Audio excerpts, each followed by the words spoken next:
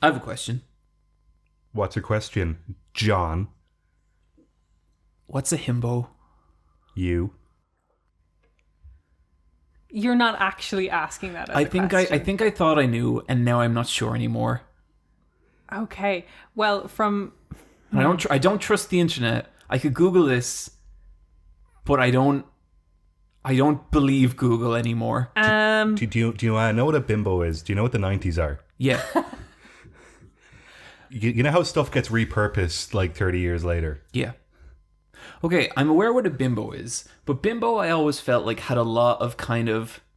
No one wants to be a bimbo, and no one, like, really wants a bimbo around, but I feel like himbo is spoken with a lot more affection, and I've seen people declare themselves himbos, but I've never seen anyone declare themselves a bimbo. I don't know. This is just classic misogyny. When it's a woman, it's a negative, but when it's a man, it's fine. So it's basically... I think you have to be 3 things. You can't be any less than 3 to be a himbo, and you have to be swole, like jacked, like big. So that's the first one. I know that was 3 things, but just big, kind, and stupid. Okay. Yeah. Okay. Also, like... That clears it up a lot. Mm-hmm. See, to me, I think if someone was calling themselves a himbo, then they're not. It's not something you sought out to be. It has to be earned by others to say it to you. Yeah. Right. Okay. It would be very rude to call yourself a himbo. Yeah, that's what I felt like. I felt it was like a little presumptuous. It's like declaring you're attractive. And it's like, to who, motherfucker? Yeah. Whose himbo are you? Yeah. So like say like Clark Kent, he's a himbo. But he's really smart. Is he? He's kind of. He's I very guess maybe aloof. stupid isn't the word. Okay. It's more innocent. Well, now, hang on. Yeah, I very think I kind of naive. get here because Superman is smart. Yeah. Clark Kent, He's a bit. kind of stupid. Yeah, he's a bit like. Okay. He's a bit of a bumbling goof. Yeah. Who else in like popular media? Okay, Gaston from Beauty and the Beast. Is he a himbo? You see, he is. Is he a hunk? You see, he's not kind. Gaston is mean, so he cannot be a himbo. He's very ugly on the inside. But by that same extension, Beast is not stupid. So he couldn't be one either. No. But what's his name? From Emperor's New Groove. Oh, Kronk? Kronk. He's a himbo. Yeah, Kronk, voiced by Patrick Warburton, is absolutely like a character trope. Okay.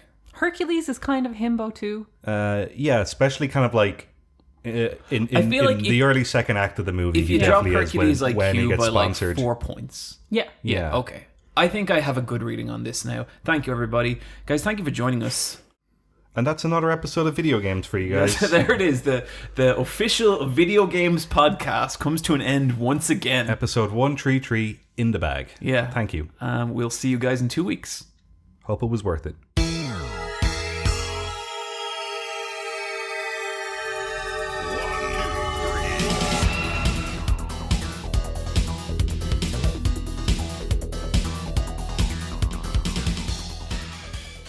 Welcome to a new era. Welcome to the world's strongest wrestling podcast. To my left and to my right, it's Brian and Eve. But here, me, the king, the important one, the slam master, the infinity suplex. It's John. And before we get into anything, I am here first to rank the top 5 matches from wrestling of 2020. At number 1 with a fucking bullet, it's Io Shirai versus Rhea Ripley in their absolute barn burner from NXT TakeOver. The reason this match matters, the reason you want to watch this, is because this match will make you believe that a 5'5" Japanese lady could beat the shit out of the goddess that is Rhea Ripley. It is fucking hard hitting, they tell a story, and I'm going to be honest with you, for both these wrestlers, I was not actually sold on either of them 100%, before this match. I love them. I thought they were great, but this is the moment that those two humans, to me, became legend. At number 2, we have Jeff Cobb versus the Dragon from Wrestle Kingdom. This was just big, meaty men slapping meat. This was fantastic. Just 20 minutes of pure bone-crunching joy. Shut the fuck up. What? Oh my god. Okay, fine. I guess we can talk about something else. Do you guys have something you want to fucking say? Whatever. I watched a happy little story called A Ghost Story, and it's about Casey Affleck dying. Yes. That's a film. Is that it? Is that the entire... Okay, yeah. It's a very simple movie, but Yeah. it goes places. Jesus Christ, does that film go places? It really does. I presume you've seen it, Brian. I saw it a couple years ago, and I was like, what's wrong with the picture format? And then I was like, oh, it's going for a thing, and it kind of like predates The Lighthouse in terms of aesthetic, but like The Lighthouse is kind of borrowing. You think The Lighthouse owes this lunch? Oh, yeah. Yeah, I mean, it's the same. It's A24. A24. Yeah. So this is Rooney Mara and Casey Affleck are a couple, and they move into an apartment together, and very tragically, Casey Affleck dies. And then the best decision anyone ever made happens, and that's they put a blanket over Casey Affleck's stupid, annoying head. And You mean his dead body, Niamh? No, his head. And now, Yeah. for the entirety of the rest of the movie, Casey Affleck is a classic sheet ghost. Like full-on sheet ghost. Honestly reminded me of Undertale a few times with the little ghosty boy who lies on the floor. And it's got we like all know eye-holes his cut. name is Napstablook. We don't need to pretend. Sorry, what is his name? Napstablook. Napster puke. So Yeah, he okay, really thanks. looks like Napster puke. He has like the full white sheet and little Niamh, cutout. that ghost has emotional problems, okay? So does Casey Affleck. So In real life. he wakes up in the morgue, and what does he do? He walks all the way home, because that's all you can do when you're a dead ghost. And this is him. This is a sheet ghost walking. This is a home. full Okay, sheet yeah. ghost, and it looks great. It's so crazy how much emotion you can get out of a sheet ghost, like just moving around. So it looks really pretty, and it's a sheet ghost walking over like fields to get home, and he does get home. And then the movie is, for a long time, is him watching his girlfriend mourn his death in really painfully like long shots sometimes, like that camera doesn't move. It's very somber. And can she see him? No one can see him, but he can see her, and he can see other stuff happen around him. So she eventually leaves their house, but he doesn't leave the house. He's bound to the house more than he is bound to her. And then time starts kind of to move around him. Different people move in, different conversations happen there. Is there a levity to this stuff, or is it like... No, it's a very sad movie. Yeah, and there's some bits where there's no dialogue for 30 minutes, and it's very artsy, but like some bits are good, some bits are kind of like, okay. Yeah, there was a lot at the start of it. I was like, oh, I don't think I'm going to like this, because it is so slow, and it's very like, do I need to see this couple sleeping for like 5 minutes? I don't know. It's very still cameras. Films like that, like, they're frustrating, but when one gets you... There's a point in this, and it was a point when Casey Affleck ghost meets another ghost, another blanket ghost. He looks out the window, and another one looks back, and they say hi to each other, and subtitles come up, and they kind of have a conversation through subtitles. I loved the subtitles come up. And it was that was the moment then where it started to become a movie I really enjoyed, because it wasn't just, I was like, oh, if this is just going to be long shots of someone watching their partner grieve, I don't think I want to see this. But also, I didn't get enough of the couple at the start to really care too much about their grief or their relationship or her moving on beyond him. But it becomes less about that, and it becomes more about time and letting go and what it means to be dead or alive. I thought it was great up until the point of this horrible, horrible, terrible monologue. Mm-hmm. Do you know this monologue, Brian? Yeah. So imagine a drunk guy at a party, and he finds 3 women to talk to because he knows women won't tell him to shut up. when he's being really annoying. And he is just going full force for this monologue plays out in full, and I think it's nearly 4 minutes. And it's him talking about how life is pointless. We only create art so we'll never be forgotten. Just sad, boring, pretentious nihilism with nothing behind it, to the point that he's just shouting at other people, you're gonna die, your kids are gonna die, everyone's gonna die. And I think the whole point of it was that it was meant to be sad and pathetic, because he's talking about how stuff is finite and there's a ghost there watching him who's living through time, you know? But you still have to sit through this monologue, and this movie's so quiet and so still, and the most noise that's made is this blowhard at a party who you would not even engage at a party, let alone just have to listen to in a movie. And to me, it was really this horrible mark on a beautiful kind of meditation on grief and death and time. And it was just this bullshit. Sounds like they made a big bet. It did not pay off.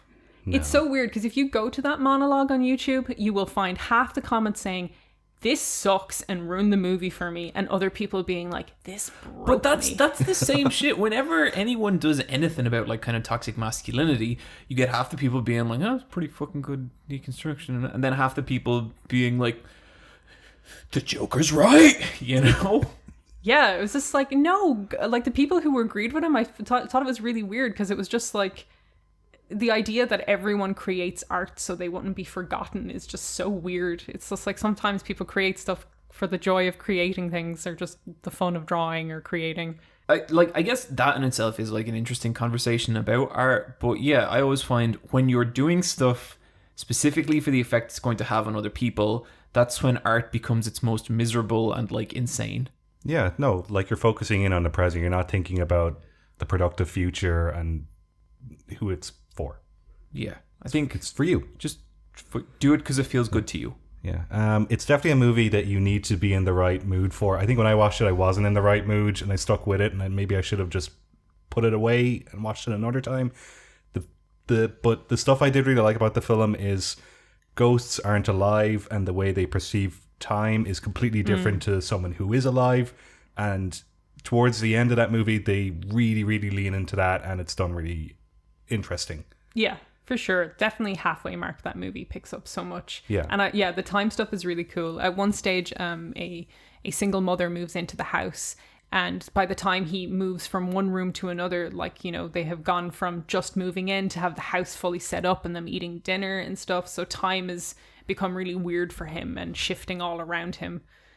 It was just cool to see a very cartoonish looking sheet ghost represent a real ghost and work in such a kind of powerful way. Like, it looked sad, you know, and I don't know, it was more relatable than if he was like a CGI specter. It's a very convincing ghost. Yeah, it's just like, oh, okay. Yeah, so a ghost story. Maybe don't watch it if you're too sad. But maybe do. I watched it when I was really sad, and I was just like, oh boy. Sometimes I think that's like the time for those sorts of movies. So maybe do. I don't know. Yeah. Sometimes, like, I kind of stress about that sometimes. Like, I feel like there's certain art that is going to hit you way more powerful, dependent, not on, like, what mood you're in, but I guess, like, where you are in life at that particular time emotionally, you know? And sometimes I get stressed because I'm like, did I really not enjoy that? Or, like, was I just not in the right place for it? And I think, like, at least once a month, and I'm like, do I just need to go back and play Nier Automata again? Oh boy. I know. I'm not ready for you to go on that journey again. You fought me so hard on it, John. Yeah. I thought it was cool, just not the greatest thing ever. I think you get a lot out of it if you're depressed. Yeah, you see, that's what I'm thinking. Maybe it's not the time. Yeah, it's very much a game about grief. Yeah. It's not something you can change, and then how do you work that into your evaluation of something, you know? But yeah, I've been thinking about that a lot. I think I'm going to go back to Nier at some point in the next couple of weeks. I think I got to give Yakuza 7 another shot first. Yeah. People got real mad at me in my stream. Well, not only did you poo-poo it, but you banished it. I banished it twice.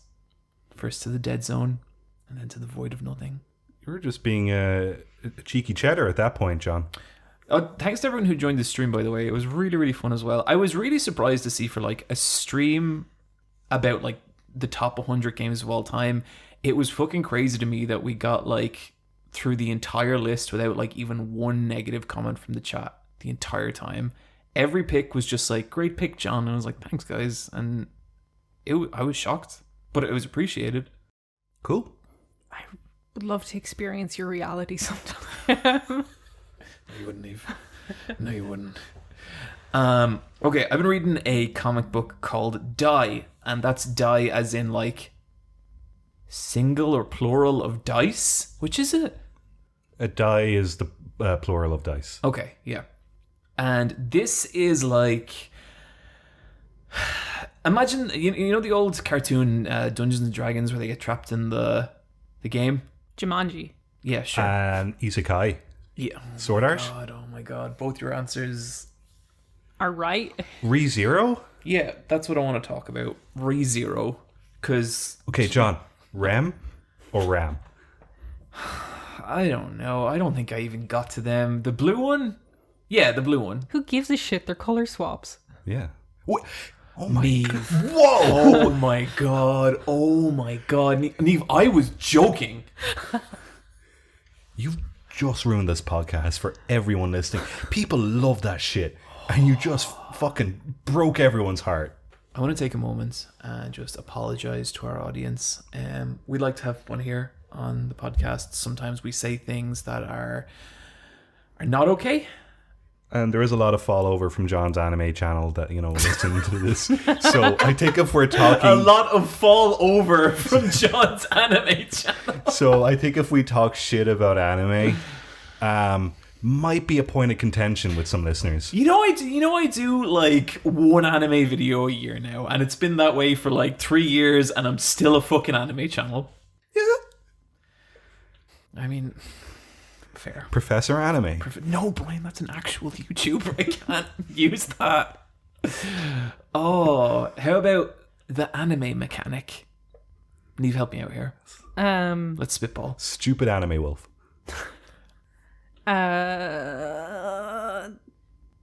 Okay, Neve, I'm going to give you some direction. Let's make it like shocking. Like, let's make it something people would not expect. The anime outhouse. That's pretty good. The anime dungeon. Shake those shackles. I nearly guarantee you the anime dungeon is a We've thrown away the key. You're locked up in the anime dungeon with me. Uncle Crapper's anime outhouse. That is really good. That's fucking brilliant. If someone wants to take that, they can. Smells like real anime down here. So guys, that's Die. I would recommend it. Okay, so look. Is this an anime? No, this is a comic book. What the fuck is a comic book? It's like an anime, except if it was a manga, except if it was American. It's like a Western manga. If anyone ever made a Western manga, that's what it would be. Yeah. Wow. So let me give you an example. What if? Okay, say Goku, right? Yeah. What if he were Spider-Man?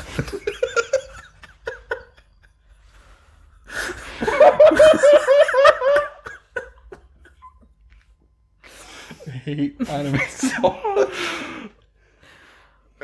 It's okay sometimes.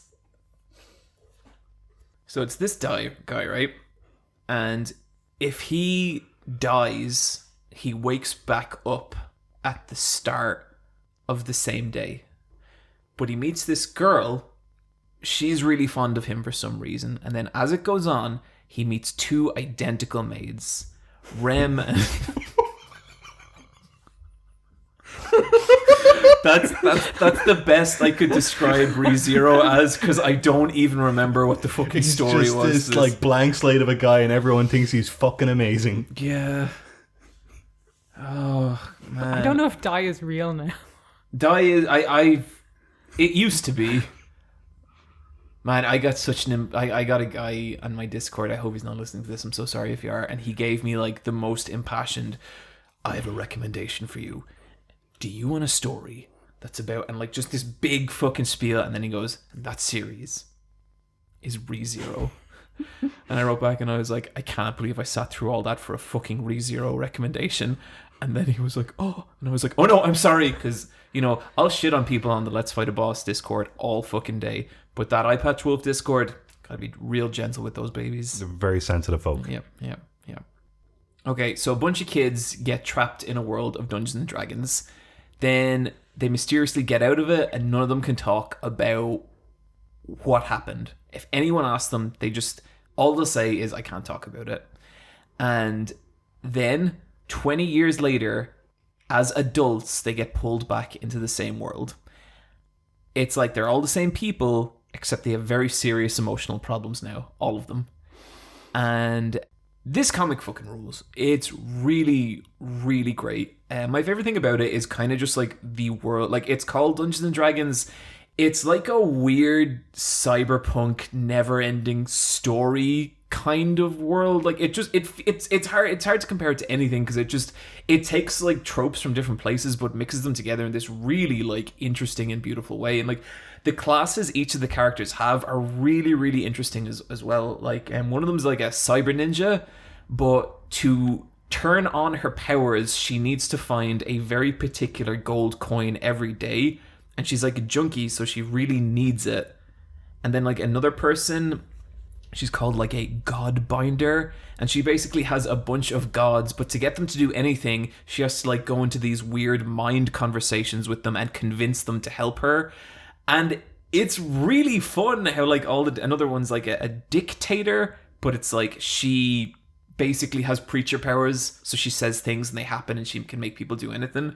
And it's really fun watching them interact with this like really kind of messed up Dungeons and Dragons world with these super interesting powers.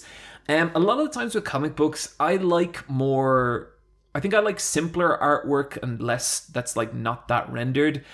But this is like hyper rendered. Like, you know, each panel is like a painting, but it's beautiful, and like the art direction in it is incredible. Like the world is just filled with like these huge big swaths of red and purple, and it's just constantly amazing. Like there's one point when a dragon shows up, and there's just this panel of like the dragon filling the sky with fire, and it just silhouetted against that and then facing it, and it's kind of like it's meant to be a really harrowing encounter, and it really, really feels like that just from that first panel.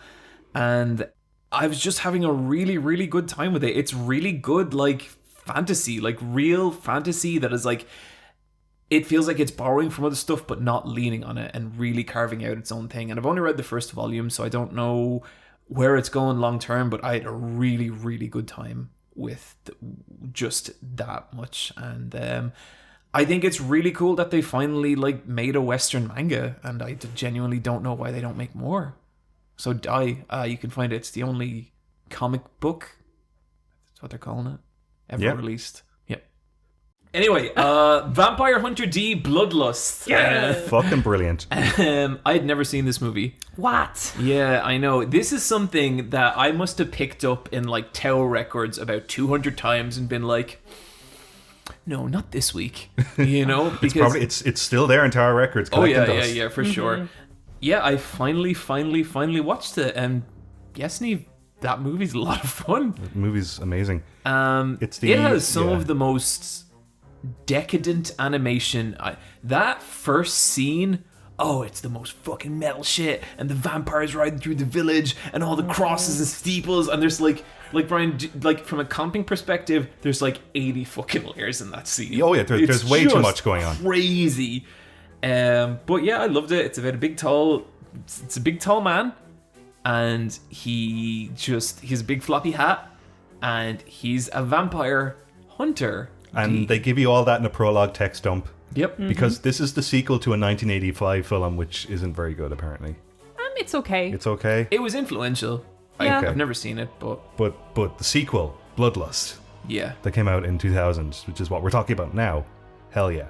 Yeah. Decadent. No, it's great, and like it's it's just wacky as well. Like every couple of minutes there's just like I just love this scene where he just like he's riding through the desert and he stops on his horse and he talks to the little old man who lives in his hand, and then there's these just giant sand eels just come bursting out of the sand, and then the next scene, like fucking 20 seconds later, he has to get into a laser fortress, and then he's fighting a circus full of mutants, and it's just, and then I think like Jesus made of light appears and starts destroying the mutants, and it's just a constant just fun time.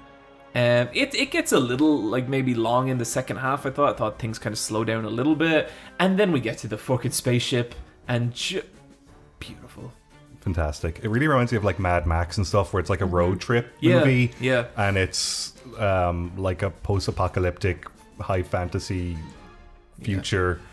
It's such a good setting, and a kind of it's very occult, but I liked all the technical futurism and about it as well. It's also one of those things where like if you haven't seen it, you are not aware of how many things you've seen that have been like inspired or at least kind of reference it, because like there's some scenes from it and I was like, this is just fucking Bloodborne. Like this is Bloodborne. Like you know how people always say Berserk and From Software like are very much like borrowing from Berserk. It's the same with Vampire Hunter D. Yeah, completely. Like some of the architecture and like the red and everything, it was really, really fucking cool. It's, to me, I think one of the best vampire movies. It has such a good vampire romance. Like, it's so Meyer tragic. Link is such a good vampire. I really like him. He's just like tall, decadent, romantic, but also super spooky and scary. The bit where he gets out of the carriage because he's willing to do that for his love. Mm-hmm. That's good. Fucking great. That's like a real, oh shit, he's not the bad guy. Yeah, no. Their relationship was so sweet. Yeah, it was super sweet. I own 2 cells from this movie, but those cells are super fucking expensive, so the only one I could get of Meyer Link is where he's dying. Oh. Was he your profile? No, he wasn't. He was for ages. Yeah, was he? Yeah. Okay. When you search Meyer Link, some of my fan art comes up, just saying. That's really cool. Thanks. It's a great movie. I really like the dub of it as well, because it's all like the early 2000s anime voice actors. Yeah. Like Faye Valentine's voice actors in it. Kamari Ronso. Yeah.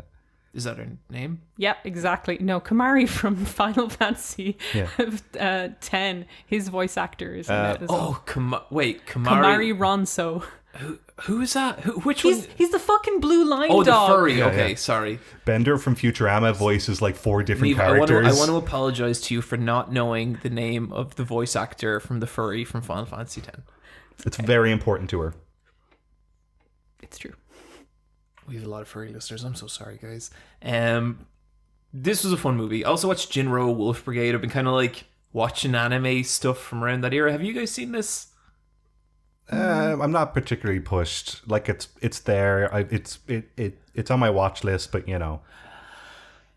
Yeah, like it's worth. Like I've heard a lot about this movie over the years, and it's worth watching in that there's some really cool visuals at it. You would recognize like the troops from this movie, where it's like big, like heavy helmets, deep red set eyes, real serious SWAT looking guys with big heavy machine guns.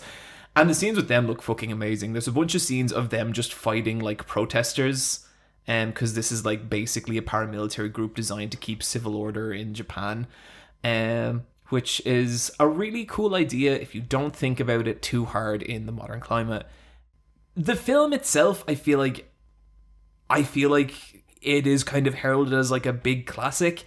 And honestly, to me, I didn't really get much out of it beyond thinking that some of the scenes look really, really cool. It feels really influenced by Akira to a kind of insane degree. Like, there's a bunch of shots from it where it's like the animation is so similar. You know that one machine gun shot in Akira where the guy on the ground just gets lit up by a bunch of machine guns? Yeah. There are so many of those shots. And they're really impressive if you're not bothered by, like, horrible violence.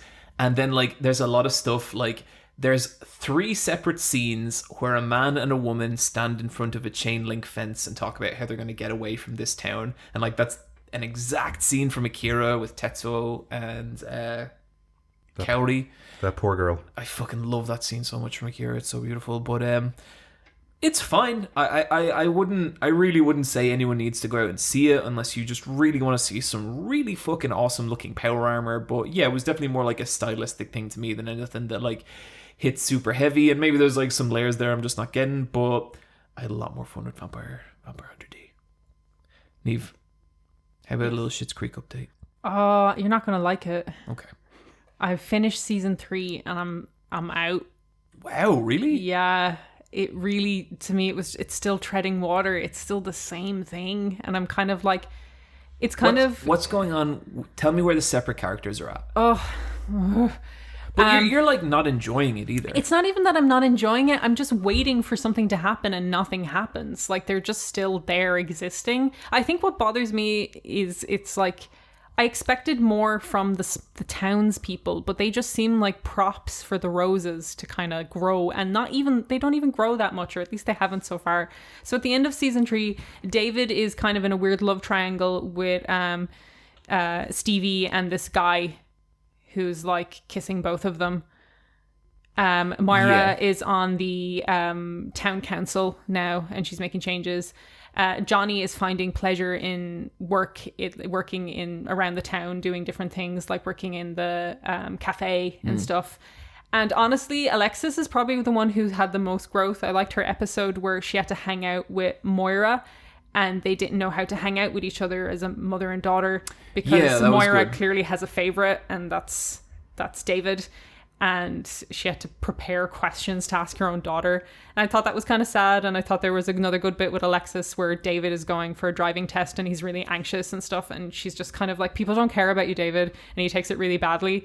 But she's trying to be like, you're thinking about yourself more than anyone else is. So don't worry about it. And then he kind of later on figures that out and he says thank you to her.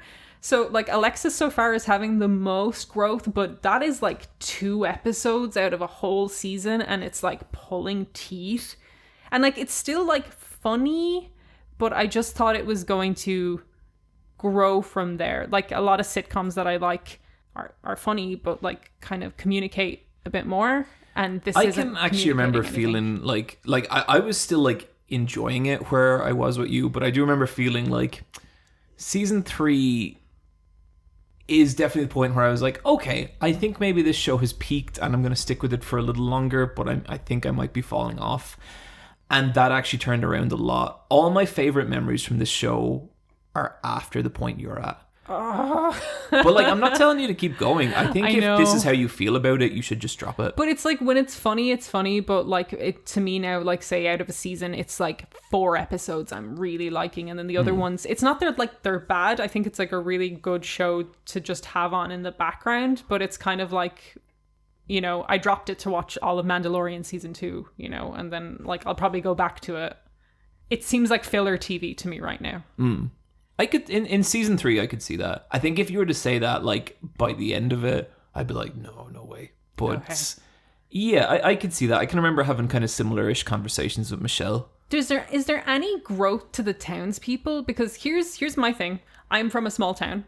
So I thought it would be interesting to have this rich family move to a small town and kind of experience life there. Because if you are a person who moves into a small town, who maybe has their little small town house, people from a small town don't like that, you know? They might... No one gives a fuck what people from small towns think, Neve.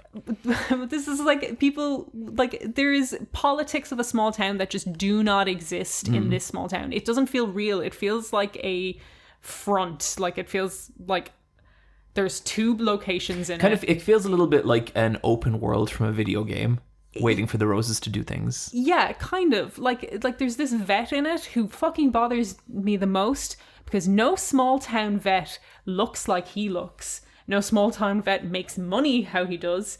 And no small town vet just has that kind of vibe. It's like, that's just not reality. And I'm not saying the TV needs to be reality. I'm just saying there's stories that come from being in a small town that can be hilarious, that could give a lot of growth to all these characters that they're just kind of not utilizing. These characters are just kind of props to say something funny or silly sometimes. And I think that's kind of, it feels like a missed opportunity nearly to me. I could see that. Yeah, for sure. I think the character who gets the most growth in the small town is Stevie, and it's still not a lot. Yeah. This is a story specifically about the roses. It kind of feels that way, but it also doesn't, because it also involves some of the side, you know, it involves Stevie and it involves like Mutt and, you know, the Schitts. It's Schitt's Creek, you know? And I don't even feel like they get their dues sometimes. Sometimes it's just the roses kind of insulting them until the roses kind of stick up for them, you know? And a part of this sort of story, a part of the series I really enjoyed is the roses learning to be more respectful of the people in the town and learning they're not stupid like they kind of think they are. But where you're at, they're kind of at the halfway point between that. I really, really liked where they went and where it all ended up. But yeah, I can empathize with where you're at. I might finish it. It depends if better TV comes along or not. But I don't know. I'm kind of disappointed a little bit because I do like the cast quite a lot, and I do like when Moira says "baby." It's very funny. Yeah. Well, yeah. There's so many YouTube compilations of that. I felt similar. I have a feeling you're not going to like it in general as much as I did, but at the same time, all my favorite moments are kind of to come. Okay. Just silence, Neve.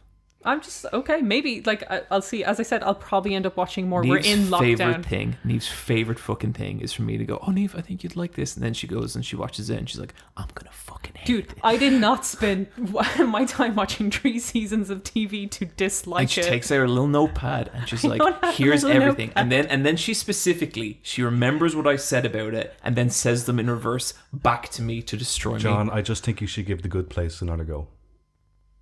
I don't watch bad The TV. Good Place is such a better show. It's so not. The Good Place is Oh my fucking God. garbage. The Good Place- The Good Place is the most twee. The Good Place You has could heart, has Oh, soul, yeah, talks here we about fucking go, philosophy, everyone. what the meaning of it is This to is be a a good podcast. person or Good a Place is the bad most person. twee bullshit I have ever video seen in game my Schitt's podcast. life. Creek is the most the actors have empty, no vapid charisma. You guys like shit. listening to this It's got, podcast? there's nothing behind it. There's nothing behind the Good Place. Patreon.com/LFAB.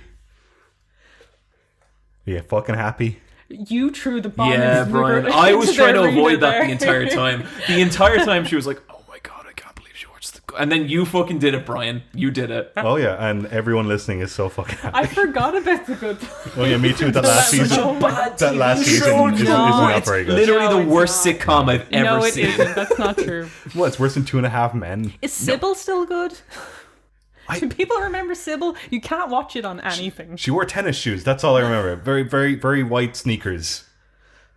Sybil Shepherd, everyone. If anyone can get me all the episodes of Sybil, just like... What was Sybil? It was a sitcom that starred Sybil Sheridan and you know... Sybil Shepherd. Is it Shepherd? Yeah.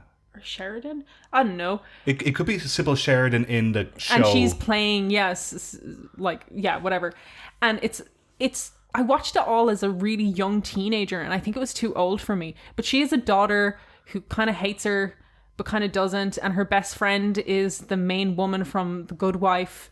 And I just remember always really liking it and my mom telling me stop, not letting me watch it because it was too adult. And I'd really love to revisit it, but it is not on any streaming service in Ireland and you cannot torrent it anywhere. It's just this black hole. I found the DVDs on Amazon, but someone was like, €100 please. And I was like, hoo, no. So... Neve, I'll check some of my weird websites. Yeah, if anyone... Yeah. Sybil, does it exist? Neve wants to know. It'll be there. Can I talk about a film called Scare Me? You sure can. This is a horror movie. I believe it's available on Shudder. I think it was shown at Sundance about a year ago, and then Shudder bought it, and it's streaming there. And it's a horror movie for people who don't really like horror movies or don't like the blood and the gore aspect of horror, because it's just about a man and a woman who are in a cabin, and there's been a power cut, and they're telling each other scary stories. The woman is played by Aya Cash, who is Stormfront in season 2 of The Boys, and she's fantastic in it. She plays an established horror novelist, and then the guy is the writer-director, a guy called Josh Rubin, who I kept thinking looked like one of the guys from New Girl, but he isn't. And he's really, really good as well, but I think Aya Cash's character really, really gets into it. And I think some of it is kind of improv comedy It's a very simple set, and there's a lot of lighting to kind of get them to tell their stories, and a lot of it is done with sound design. And it's just a really interesting way to do a horror movie without, upsetting you as a viewer. When they tell their stories, does it go into like a different shot to like visualize them or something, or is it just them? It'll spotlight them. It'll do different lighting changes. They might teleport around the room because they might be playing multiple characters within the story. Oh, cool. Maybe some of the furniture might get more exaggerated, like a creaking rocking chair really goes for it. They'll be talking about like there's something up in the attic, and so he'll have to go up to the attic to tell those parts of the stories, but like his silhouette will change that so it doesn't look like 100% like a human, but because it's in silhouette you can't really tell what it is. Then about halfway through the movie, a pizza delivery guy shows up, and can't remember the actor's name, but I think he's in Saturday Night Live. But he kind of joins in for one of the stories and then kind of joins out. So it is kind of like watching a stage play as a movie where they have a limited set and a lot of it has to be kind of in your imagination. That stuff is super interesting. Some of the dialogue is very like 2020. People say the word hashtag out loud. Oh no. And so does anyone do that? Like ever? Okay, so you know that diet app I joined that's kind of like a cult? Yeah, Yeah. It is properly a cult. Oh no, it is. Yeah, totally. Oh dear. They have a thing where they'll say like give you a piece of it's so fucking awful. They'll give you a piece of like information about like nutrition, and then afterwards they'll just write hashtag vegetables are great, but they'll do it in multiple times a post. And I got so fucking annoyed with it. I left them a little review and I was like, yeah, help me lose weight. A lot of good info in this app. Putting hashtags in front of anything does not make it a joke. No. So there's bits in this movie that I think are going to really, really date it in like 2 years. Maybe even sooner. Who knows? And that's kind of unfortunate because other aspects of it are so timeless, especially the art of storytelling, which is this film is about. Could you give me like an example of a hashtag line from it? I'm curious now. This isn't like a quote from the film or anything, but this is kind of like what I would be evoking. Feeling real juiced about my project, hashtag GIRLBOSS. Like that kind of dialogue. Neve talks like that. Like just stuff that really made so like I guess Sure parts of do. this movie do make your skin crawl. It's not the horror parts. Yeah. It's the really just Brian, do you dated- want to hear my story with this movie? Yeah. So you said watch it, and I said okay. So I torrented something called Scare Me 2020, and I started playing it, and it was really low budget, and there was this man sitting in a chair in a waiting room, but it was clearly shot in someone's house. And the woman at the plinth goes, "She'll see you now." And the guy takes out what looks like a switchblade, but it's a comb, and combs back his hair. Then he puts the switchblade away. He goes into the room, and 3 naked women wearing vampire capes start having sex with him. And I was You were like... just watching the Resident Evil 8 trailer. Yeah. And I was like... I don't think this is right. Brian said this was about storytelling in a cabin. I love the idea of you texting Brian and being like, I don't know if this is for me, and Brian messaged you back being like, no, it gets real good. Yeah, it gets really good. I was stay like, I with don't it, know Neve. what this is. And I flicked through it, and then there was like people at a camp telling stories, but then they started having sex too. And I was like, oh, what? Brian, gotcha. And I turned it off, and then I started Googling Scare Me and stuff, and I saw that it was the movie and who was in it, and I was like, I don't know what I've downloaded, but it's not what I wanted to see. It's okay, Neve. The same thing happened to me with Cool World and Ghost World. Those are very different movies. Still never seen Ghost World. Ghost World's great. It's good. It's got Tora Birch in it. I like her. I don't know. Hashtag I'm just a girl. Neve, that's sexist. It's girl boss. You have to be empowering. This is your fight song. Oh, that aesthetic is so... Sometimes I get confused whether we're crossing a line or not. And I feel like this episode we've spent the entire time on that fucking line.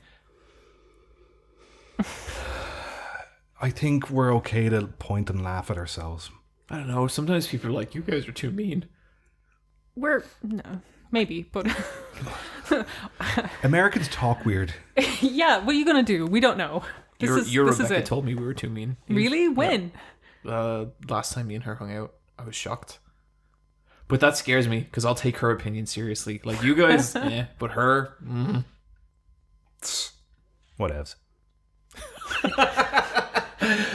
Did you actually end up finding the movie, Neve? Yeah, like the actual good movie. No, because I was watching that kind of weird porn like that happened yesterday. So you watched that So you were like, well, I gotta finish. So you watched this instead of watching Sybil. No, I turned it off and like I was playing games and I never got around to watching it, and I was just like, I'll just get Brian to help me find that. I will. I'll give you movie. a bunch of stuff to watch. Sometimes I get like stressed about because Brian is so.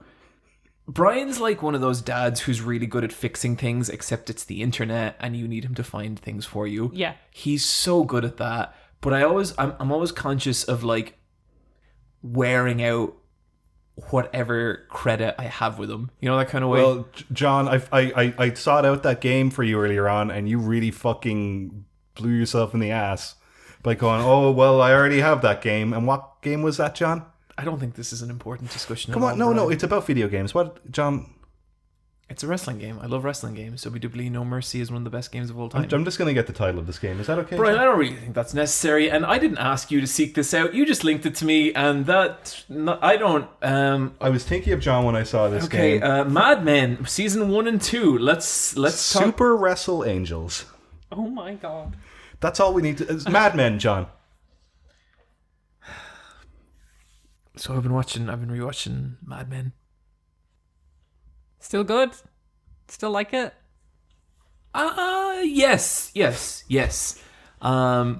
a weird show. That is a weird show on so many levels. It is a lot. I forgot how miserable it is. It is harrowing at It points, is a especially show where everyone is so unhappy all the time. the stuff that happens to the female characters, especially in season 2. So there's the scene that really stands out to me there is there's a scene where a secretary is like chased down the hall, and the guy's like, I'm gonna get you, and then he catches her and like lifts up her skirt for the whole office to see. And I'd be like, wow, that's fucking crazy. But like my mom was like working in an office in the 70s, and she has told me stories that fucking awful. And it is like a nightmare to see that now. In a way that makes the show very uncomfortable. In a way, like, I think it shouldn't flinch away from that stuff to some degree. It's fucking tricky. But it's a really beautifully shot show. You've watched it, Brian? Yeah. Have you watched it, Neve? I got around to season 3 and I was like, meh. Yeah, same. I think season 3 is kind of when it melts. Season 3, to me, like after that point, it starts to become like, it's one of those shows that starts to feel like fan fiction of itself. The first 3 seasons are very handsome, and that's where it is. Yeah. But I enjoyed season 2 a lot. Like, I was like, okay, yeah, I remember this feeling. I remember all these characters, and like, fuck, Peggy, she tries so hard and she's so good. Poor Peggy. I love Elizabeth Moss. She's so good. Yeah, like there's parts of this show I really, really love. I think it really like it does capture this feeling of like these people are the 60s, and you know, it's when marketing is becoming a really big thing, and like it's about advertisers, it's about people trying to lay out like this perfect idyllic lifestyle and really trying to sell that to the American public in a way that didn't really exist before that. And a lot of these characters, like, they have that lifestyle, they have like the perfect family, they have all this, and they're fucking miserable, and they can't understand why they're unhappy, because these are people with everything. They're rich, they're respected, they're everything. Like, that is Don Draper's whole thing. Like, on the surface, he's like the perfect version of the 60s man, but inside he's like nothing. He's like a weird, awful shell. And I think the show does a really good job of exploring a lot of that. And then like there is humanity to it too. Like, there is little moments where like there'll be like once an episode where two people who might not even hang out that much have like a good moment that episode, and those moments kind of keep you going in a way. It's like, okay, there is something genuine to these people who are all kind of awful for their own reasons. But I think I remembered it as like as a zanier, nicer show. Because like the first time I watched this was probably like, Jesus, I don't even know, 10, 15 years ago. And I think I was way stupider or way more hopeful or both. Yeah, like the first 2 seasons especially, I really, really enjoyed. Season 3, I'm starting to fall off on it a bit. Still having a good time, but I can definitely remember I hit a point with that show before where I was like, okay, I'm done. And I just stopped watching. You should watch The Americans. You said that to me so many times. I know, and you haven't done it. I watched Schitt's Creek. Okay, I'm going to come... Get to season 3 of The Americans and tell me it sucks. Okay, I'll get to season 1.5 of The Americans and be like, I just don't feel like it's going anywhere, Neve. Go on. Your criticism of Schitt's Creek are completely valid, and I felt exactly the same way when I was where you were at. Okay. I think I might have been enjoying it more, but I get you. Me and Neve joke with it, but you know, she got some good points sometimes. And that, yeah, I think is that it for our strategy? I am so out of practice. No, I want one more for Brian. Brian gets real upset when I... This is a documentary feature film that I think everybody should watch, especially both of you. It's called Not for Resale. It was made in 2019, and it is about retro game shops. Oh, cool. And it covers a bunch of different retro game shops in America and 1 or 2 in Canada, and it just talks about the business of owning one, running one, how they come into owning a retro game shop and what kind of customers they have, and the discussion of game preservation and digital storefronts and the space that they occupy and where that's going to go in the next decade. Yeah, especially in the land of remakes and remasters. Yes. And so they'll talk about, so like you've got your typical New England small town retro game shop. And you've got ones in New York. I've actually been to a few of these that were in the documentary, which was super cool. And there's ones in San Diego. So all different parts of America. But they're all kind of run by guys in their late 30s to early 50s, and they were super into video games in the late 80s, early 90s, and it just sort of stuck with them. And them collecting video games became them selling video games secondhand, to them running a warehouse, to them running a shop front. And it's kind of them talking about people will come in, they'll buy joke games, like they'll buy that shitty E.T. game, and they'll buy it, but they don't know why they're buying it. They're just buying it for the novelty aspect of it. Superman 64 kind of stuff. The woman who runs Pink Gorilla Games, who has her own YouTube channel, I always forget her name, but she makes some great points at the end, because there's a bit where they go to PAX, and there's a few of them doing a panel and they're having a discussion, but they're kind of talking about like record shops as well, because that's a similar kind of idea. But like, there's only so many people out there that will buy all the retro games they need, and once they have their collection completed, that's it. And there isn't a younger generation to replace them. And so there is a younger generation growing up that would love to run their own retro game shops, but the problem is they're too late, because they should have done it 10 years ago. Because a lot of these collectors, they'll collect, and those items aren't going to get released back into the market. No.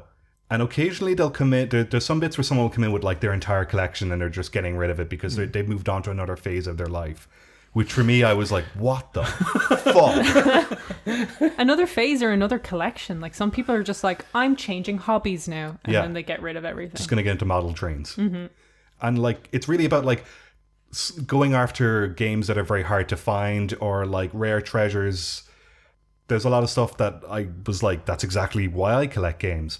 But then they talk about indie games and how it was impossible to release indie games 10 years ago, but with digital storefronts, it's a lot easier.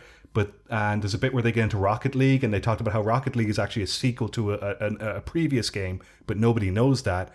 But Rocket League got so successful because it was just a lightning strike with the PS Plus account, and people fell onto it and never fell off. And it was a prototype game that they just sort of went with, And to this day, the studio is still updating Rocket League. Oh, yeah. And did that push sales of the older game, the retro game it was based on? Oh, okay. No, it's so strange. And then Rocket League is one of those things where it's become nearly more like a storefront than... It's like, hey, you never hear anyone talk about like if Fortnite is good or not, because at this point it doesn't matter. Yeah. You know. But they were talking about like a game like Minecraft. If Minecraft existed in the 90s, that game would not be successful because there's no way to explain that game without a digital storefront. It would have like a little PC scene for people who really gave a shit, and that'd be it. Yeah, and so they're talking about like the quirky games that you would see in a retro game shop and how those games inspired a lot of indie devs, but there's a DNA that kind of gets carried through. I mean, it's kind of like Cave Story in a way. I always feel like if Cave Story was 10 years later, I think it would have blown up so much harder. It would be like an Undertale. Yeah, but now... Or do you think it would be skipped over because there is Undertale and all this other stuff? If it found if it was like Undertale and it found that like lightning strike, if it had that right time, like it could easily just be skipped over like Undertale. But I'd say if it released in the Undertale window, I don't know that it like becomes that big because that was just a fucking, I don't even know. And there's like a bunch of factors that contributed to that. But I think you would have a lot more. I think people would be arguing about it for Game of the Year stuff, put it that way.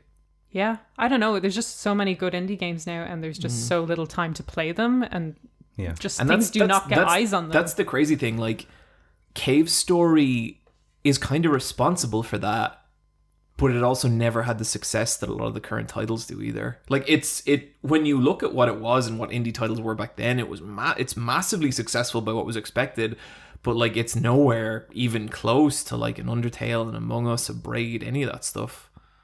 Here's a question that maybe some of our audience can answer, or maybe you guys have an opinion on it. But like, we're all in our 30s and we're collectors. Like, we collect different types of vintage game stuff. Like, Brian, you collect Game Boy games. I collect a lot of vintage merchandising. Like, that's probably how I would describe it. Call cards from games. And Lara Croft. And Lara Croft stuff. And I started getting into PS2 collecting again because I really like that console. PS2 is a fun console. Yeah, I got a really nice see-through blue controller recently. Fuck yeah. I'm really enjoying collecting GameCube games as well. Yeah, and like, John, you collect stuff as well. I have multiple Dreamcasts and some Dreamcast games that I've never played. So we're all kind of retro collectors. Do you think we are the age group where that stops because we're the ones who have nostalgia for these games, these things that you can collect and have kind of limited runs on stuff? Like, do you think there's someone out there, or maybe in 10 years' time, that's going to start collecting 360 games? Or do you think someone goes back and just starts picking up PlayStation 2 games out of curiosity? I mean, I think there'll always be a scene for it in the same way there'll always be a scene for like comic collecting. But at a certain point, some comics are valuable because there wasn't a lot of them printed back then, and then a lot of them were destroyed in like the book burning days and stuff like that. I don't know that PlayStation 2 games are ever going to be valuable, but certain Wii U some games, of them have blown up really weirdly. they like all the dot hacks, which I used to have, expensive. A lot of JRPGs are quite expensive. Yeah, but you're talking like releases. 100, 200 bucks. Like, Yeah. there's very few. That are The into the only thousands. thing that's going to break like quadruple figures is stuff that had very limited runs, like with magazines or for competitions and stuff. I don't mean like crazy level of collectors, like casual Not collecting. value. Like, just for fun. I don't know, because part of me feels like maybe the day has passed, but then another part of me is, you know what the internet loves to do? It loves to recycle old shit into weird new shit. Because like at the same time, like it's very hard to get a new original Game Boy now. Yeah. Mm-hmm.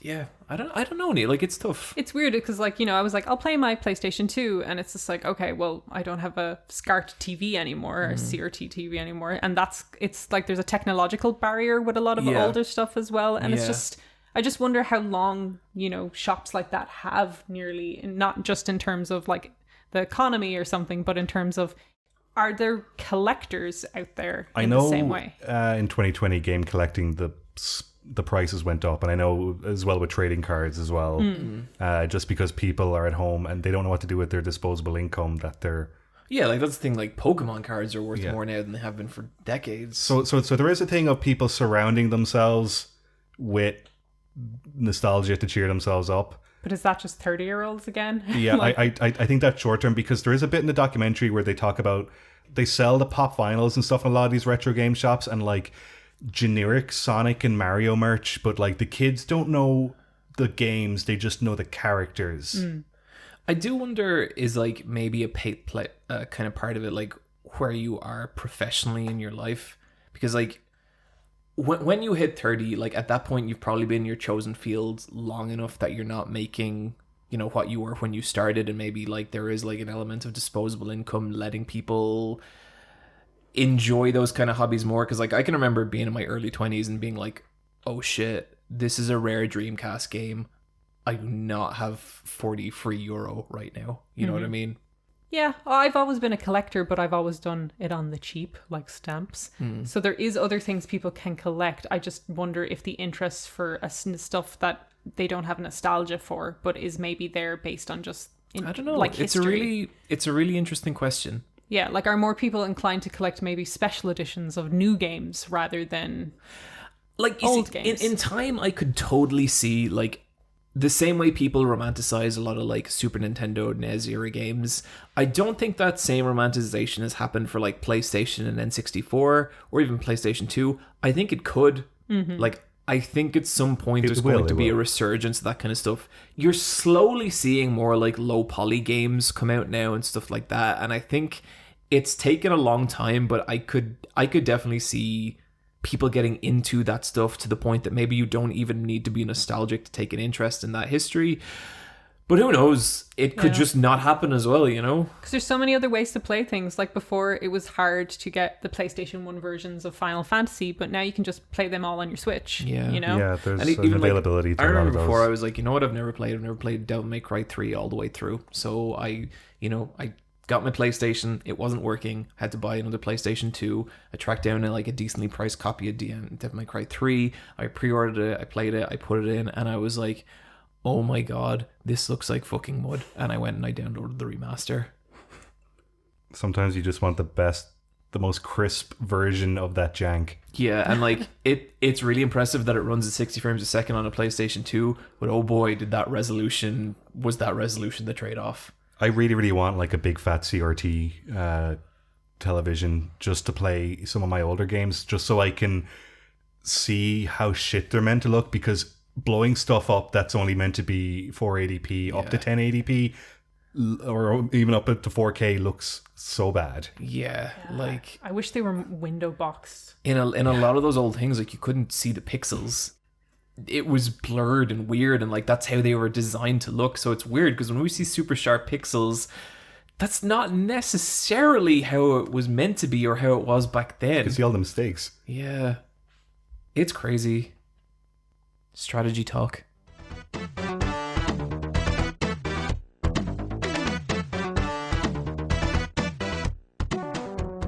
Guys, I've been playing Omori.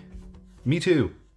So this is the game. It's been 5 years in the making. I think we backed down on Kickstarter, or at least I did. Did you back on I did Kickstarter? not back it, I no. backed on Kickstarter in like 2014. Yeah.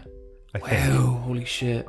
Omoka is a very successful clothing label. Illustrator and clothes designer. Yeah, The clothes are all very like Apparel. illustration based. Like they have kind of drawings of like anime people stuff. I have several Omoka pieces that I quite like. And it was one American woman, but now it's a studio. Yeah, whenever I see them at a con, it's like 8 people working a giant booth. And the original artist herself is kind of anonymous. I think she used to have more of a presence. I don't think she does anymore. Yeah. But yeah, so basically they did a Kickstarter for kind of RPG like RPG Maker style game called Omori, and after a long development, it released on December 25th. And Brian, you played a tiny amount of this game. Yeah, and I was getting the Kickstarter updates, and they were like, okay, it's out. And then a week later, they were like, okay, patch 1.1 is out. And then they did another update, and they said, okay, patch 1.1 isn't working, so we're going to revert back to version 1. And I played it tiny bit, and I wasn't happy with how it looked, so I'm going to wait a couple months. Yeah, specifically you had problems with the cropping. Yeah.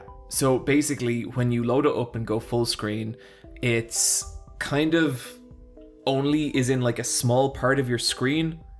Okay. Yeah, which is... A big giant black frame is around it. Yeah. So this isn't out on any consoles yet or anything? No. It's meant to come out on Switch, and I might wait for the Switch version. I would definitely wait for the Switch I'll probably version. get a code for that, because this has been in production so long, it was meant to have a 3DS version. Whoa, okay.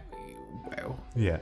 And I've definitely been having like a lot of those issues. I've been persisting because I was really curious about this game, and I do really like this kind of game. This is kind of like... This is in like the DNA of like, you know, the Earthbounds and the Yume Nikkis and stuff like that. And I'd say if like you were to chart a course from like a Yume Nikki style game to like an Earthbound style game, you have Undertale, which would be closer to something like Earthbound, and then you have Yume Nikki, which would be close, or Omori would be closer to like Yume Nikki. It's more surreal and disjointed. It's a lot more surreal. There is it's not full on like whatever the fuck Yume Nikki is. It's like, it has a proper story, it has characters, it has dialogue and all that kind of stuff. But it definitely, this game is trading on like this really surreal sense of being in a kind of dream world. All these abstract spaces that may or may not have an infinite void. Yeah. Like what, like the room you wake up in is like this tiny room in just this gigantic white void. And if you try and move outside the white, these hands grab you and teleport you back to the room. And there's a lot of this kind of stuff, and I think the game is at its strongest when it's kind of playing into that. There's some really fantastic, like, surreal imagery here. Like, you know, you'll walk into a new village, and one of the houses will just be this giant head with, like, massive pink pigtails, and then you walk into the house, and, like, the girl who lives there, it's her head. And there's a lot of... It has a lot of fun with its visuals, and I really, really like it like that.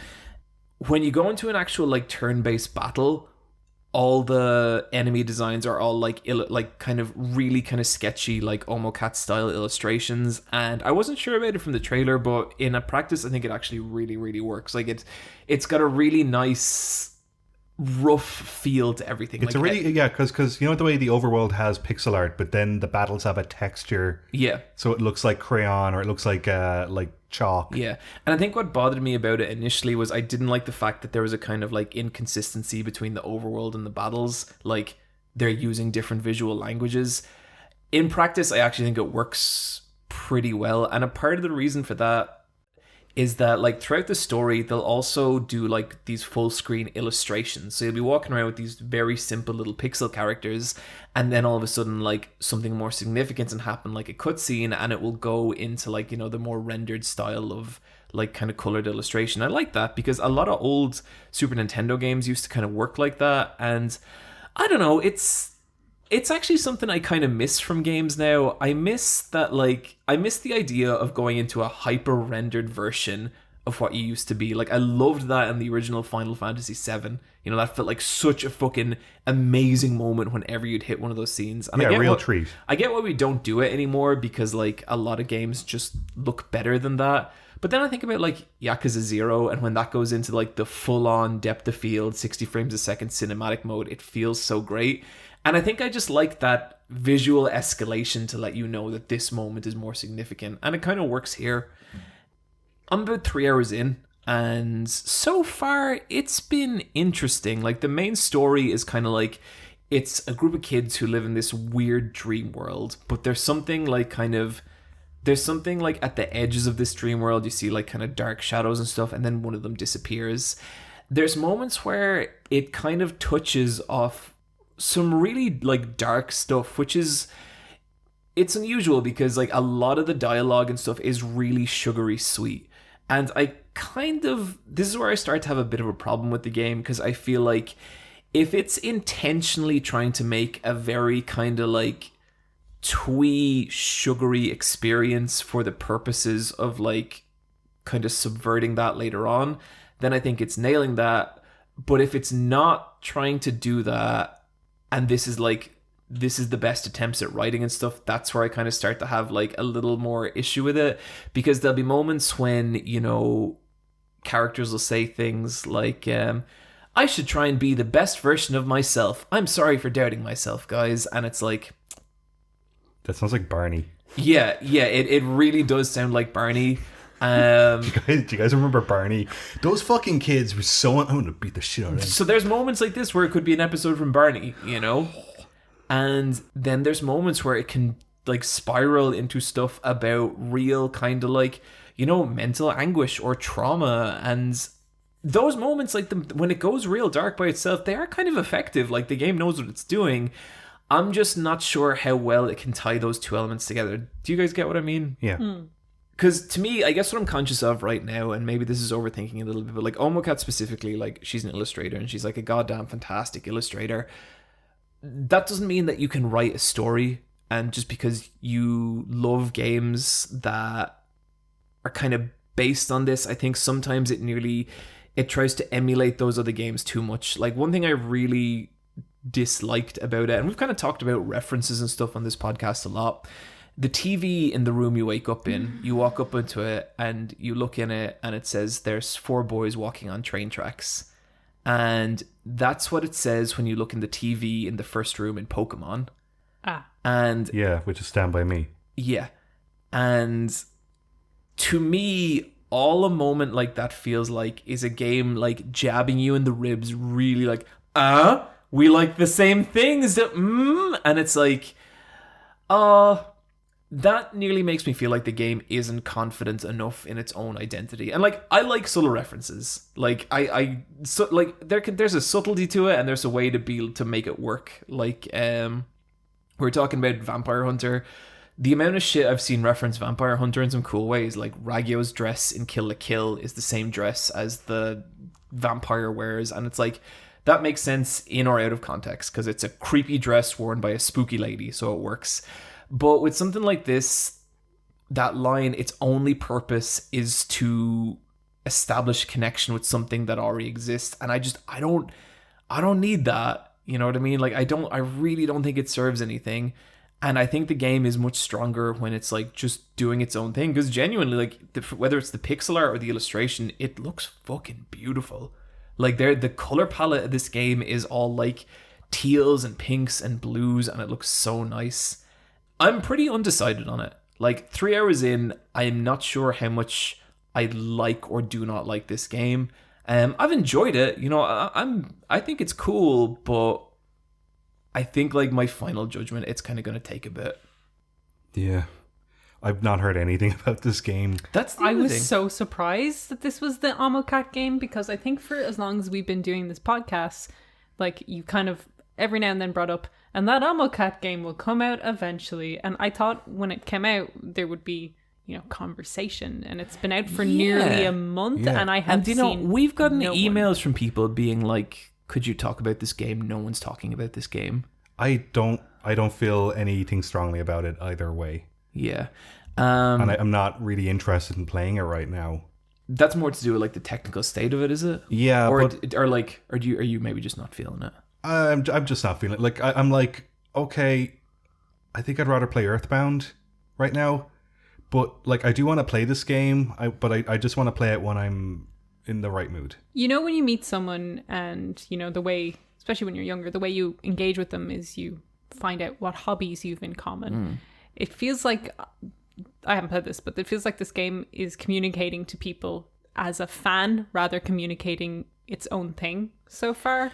In moments, definitely. Like, yeah. It sounds like a teenager at a con that doesn't know anyone, but is kind of using colloquial terms. Yeah. Like, I don't want to be too negative on it. Like, this is literally just everything I think about the game. And like, I have been enjoying it, you know? It's interesting because to me, what it nearly, in some of its other moments, it nearly feels like, do you remember like 2015 Tumblr, where there was like a huge like kind of crossover between blogs that were like very cute, but then also would post really dark like shit and like kind of gore shit as well. Yeah, syringes, blood, the works. This game kind of feels like that. And that's when it would have been written. Yeah, and like, I think that's interesting. Like, I think it's interesting for a game to take that aesthetic, because that's not an aesthetic that, like, whatever you think about the aesthetic itself, it's not an aesthetic you see represented in games. And there's moments like that where I think it's kind of cool. Like, I think there's genuine horror moments from the game where I was like, oh fuck, that's spooky. But yeah, like I'm undecided. Like I'm genuinely not coming at this game from a way where I'm like I'm trashing it and saying it's not good. I guess for me, I just need to see where it goes, and I'm gonna finish this thing by the next time we talk about it. But yeah, it's got some cool stuff going on. I kind of have my concerns about it as well, but it's interesting. Like if people are curious about it, I'd say yeah, do check it out. Although, like Brian was saying, the technical issues are a pain in the ass. Like there's one thing that keeps happening to me. A random, I think it's like a dialogue box, keeps popping up on my screen every 30 seconds. And in a game where like this game is the atmosphere, it is the aesthetic, and when something comes along and just breaks it like that, that's where it really starts taking away from the experience. Music's real good. Brian. Yes. Why don't you tell us about a game called Spyro the Dragon? I got the Spyro Reignited trilogy, playing it on the Switch. I had a PlayStation 1 at one point, but all I wanted to play was platformers. I didn't want to do the whole JRPG thing. Couldn't read that much. Too many words for little Brian. All I wanted to do was run and jump. And unfortunately, the PlayStation 1 wasn't really the system for platformers. But there was this one dragon, and his name was Spyro. And the original Spyro the Dragon is my favorite PlayStation 1 game. Spyro the Dragon is the game mascot that I would least like to party with. I do like that you acknowledge that he is a gay mascot. I mean, yeah, if that's what I said. Yeah. Yeah. I have no interest really in the second or third game. I kind of dipped into the second one and I was like, okay, the first one is a very impressive remaster, remake. I don't know what it is. It built from the ground up. But the same guys who did the Crash remakes, wasn't it? Yeah, they're called Toys for Bob. Yeah, it's such a weird name. But they did the stuff they do is amazing. Yeah, they do fantastic work. And like their character acting animation is as good as like a 3D feature studio like Illumination or Pixar or something like that. Like some of the stuff they do is so nice looking. Yeah, it's like okay, you're gonna remaster Crash Bandicoot, and then it's like, oh fuck, okay, yeah, all right. They know what they're doing. Yep. They're a confident studio, and I can't wait to see what they make next. I'd love to see them do their own IP. It's interesting that like I feel like you're getting this like kind of subsection of game developers that are nearly specializing just in remakes now, because like you have them, you have Blue Point, you have Vicarious Visions that did the Tony Hawk remasters. Ooh, did you hear about them? Yeah, bought by Blizzard. Yeah. Oh, they've been folded in. See you guys. They're going to be making skins forever now. Rumor is that they're going to be working on the Diablo 2 remake, but that seems weird as well because Diablo... Brian, tell us about Spyro the Dragon. So, playing Spyro 20 years later as an old man, it's a really interesting platformer. You know the way most 3D platforms, I guess platformers in general, I don't know, I guess it's more 3D. It's about verticality. You're scaling upwards or scaling downwards. Sure. With Spyro, it's a horizontal 3D platformer. You're charging on this big, giant, wide field. Spyro's jump isn't very high, but his horizontal glide can take him across large gaps. So the stages in Spyro the Dragon are completely different to a stage you have in a Mario 64 or a Banjo-Kazooie. And so the games are super interesting from that perspective, that it is a run and jump platformer, but you have to engage it in a very lateral way. I get you. And I wanted to 100% this game, and it's not a particularly hard game to beat. There's one or two challenges at the end where you have to do the flying missions. They're quite tricky, but it's one where it's like a checklist and it's very digestible, and I was able to beat the whole thing in about 6 hours to full completion. God, I love a good 6-hour game. And that was extremely satisfying, and I got my nostalgia fill. And it's the thing where like the game looks like it does when you were a kid, because when you're a kid, that's what you thought it looked like. Your imagination was doing the heavy lifting. Yeah, and so it's filled in the gaps. So now when I look at it, I'm like, that's what... And I went back and looked at the original one on YouTube. Oh, dear. But and I was just... It's a really impressive remaster. There's all these dragons you rescue from statues, and they're all individually designed, and they're only on screen for like 3 seconds. They're all male dragons, Niamh. Yeah, that's what I'm telling you. It's a gay village. It's a gay island. It absolutely is. It's a gay utopia. Now Spyro has one interesting character trait. Yeah. Spyro's a trans man. He lives there with his gay uncles. Could be, yeah. Yeah. Did you think, Brian, I don't know if you've gone on to the second one. I did a tiny bit. They put so much love and care to the first one. You can kind of see on the second and third one, it didn't get the same... It's definitely compromised. Yeah, it's not as much... You think they thought people are going to play Spyro 1 and leave it? I think it was just different teams, maybe, because it's even probably an A the team kind or of a B team. side characters don't have the same level of like redesign as the like sexy dragons do. There's like the dragons you rescue, you get a 3-second cutscene. Each one of them is individually modeled, and like there's like the artisan dragons, and one of them is a barista. And like the amount of work they went into that model, that's probably in some dude's portfolio, and he should be fucking proud of it. But like that character, like they're modeled from behind as well. You never see their backs. And like some of the dragons have like scaly wings. Some of them have like crystal wings. I think 1 or 2 have like feathery. Yeah, because a few of them are like griffins. The amount of like detail and work that's gone into the NPCs.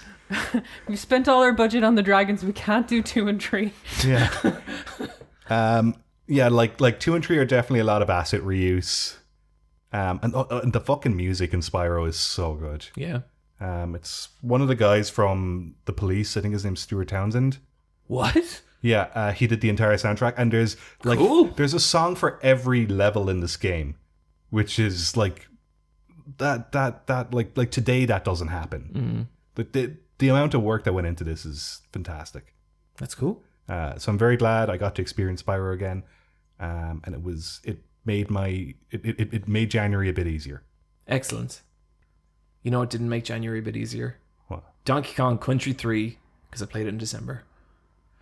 Sometimes the segues are awkward, but you just got to take them, you know? It's a podcast. It's a podcast. I played through the entirety of Donkey Kong Country 3 over the holidays. That's Dixie's Double Trouble. Dixie's Double Trouble featuring Tiny Kong. It's not Tiny Kitty Kong. Kitty Kong. Tiny Kong is the muscly Kong. The Himbo. No. Tiny Kong is Dixie's younger sister who's got pigtails and wears dungarees. She's in DK64. Okay, who's the muscly guy from DK64? Chunky Kong. And Neve, you feel free to weigh in here at any point. I haven't played this game. I don't know what it is. I love Dixie Kong. Kitty Kong has no personality because he's a fucking baby. He just cries. Yeah. Dixie Kong is my favorite Kong. She's fucking brilliant. She has a little guitar. She has a sick guitar solo whenever she beats a level. What more do you want? Nothing, I guess. Yeah, nothing. This is a weird game because like Donkey Kong Country, really fucking cool. Donkey Kong Country 2, better and weirder and darker and amazing.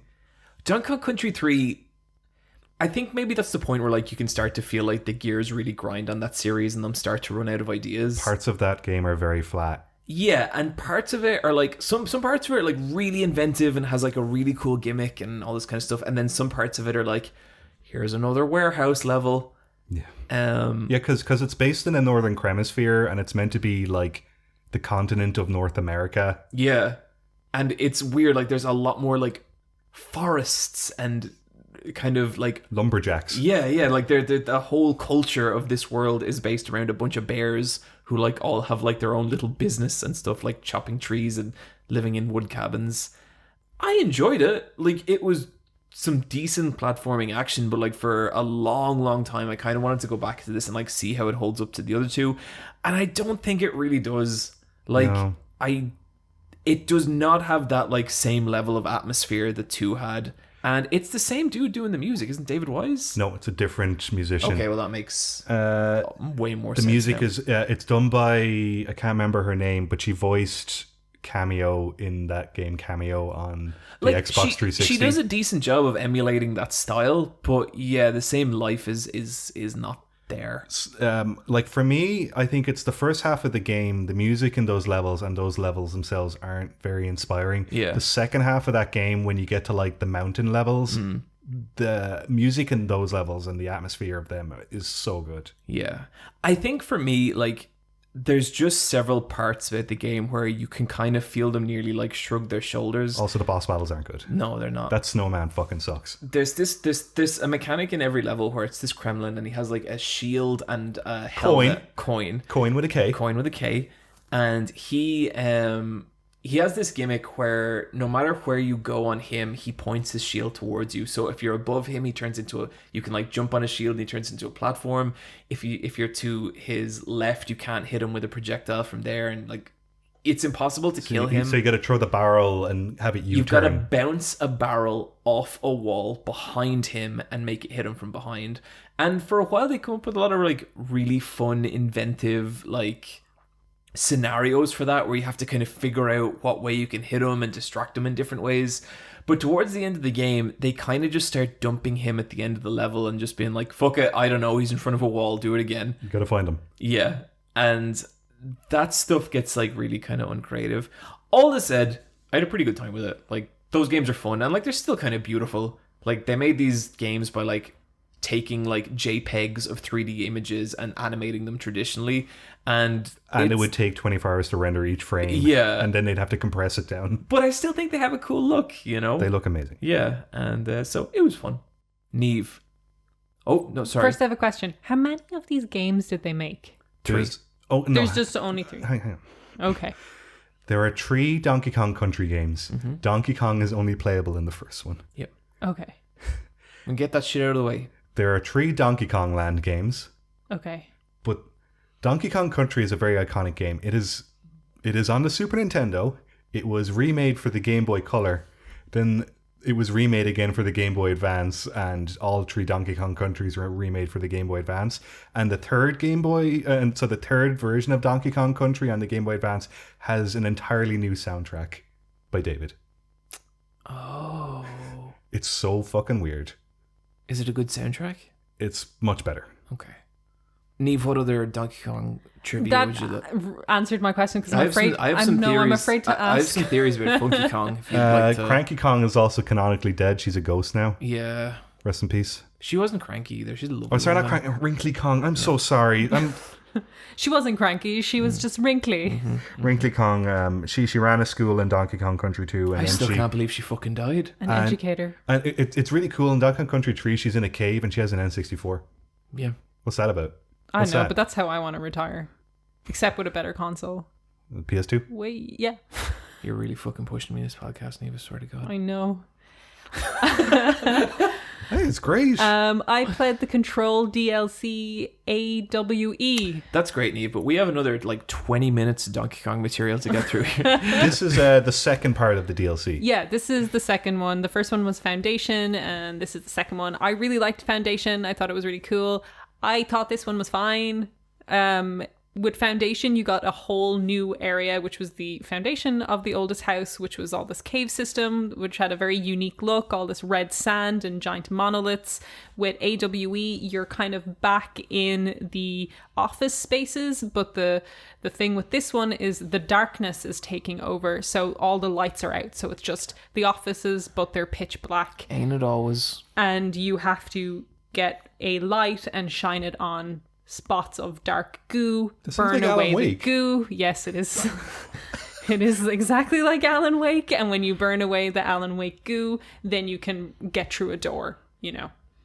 So our hero Jesse has to go and clear out the dark goo and find out what is happening. There's a new boss fight a boss she has to fight called Heartman, who was, you know, doing experiments down there. You're thinking of Death Stranding, Neve. It's actually called Heartman. Yeah, it's called Heartman. Jesus Christ. But they had plenty of time to not call him Heartman. Yep. Well, it's not spelled like, you know, Heartman. He has to be Heartman. It's just a second name, and that's just who he is. What it's is cool, it? Is it like a giant heart with legs? Because that makes sense. No, sadly, but it does look. You know the movie The Ritual, and the big kind of monster at the end, where it's like this tall kind of deer thing. Yeah. This is like, imagine a man, but his legs are stretched really long, and then his back is broken, and then out of his back, his rib cage has burst through, and it looks like deer antlers. Cool. It's a pretty cool design. He's pretty sick looking, and he can fight you in the darkness, and the darkness zaps your stamina, which is directly connected to your levitate ability and all of those. So you have to try and light rooms to help you fight him.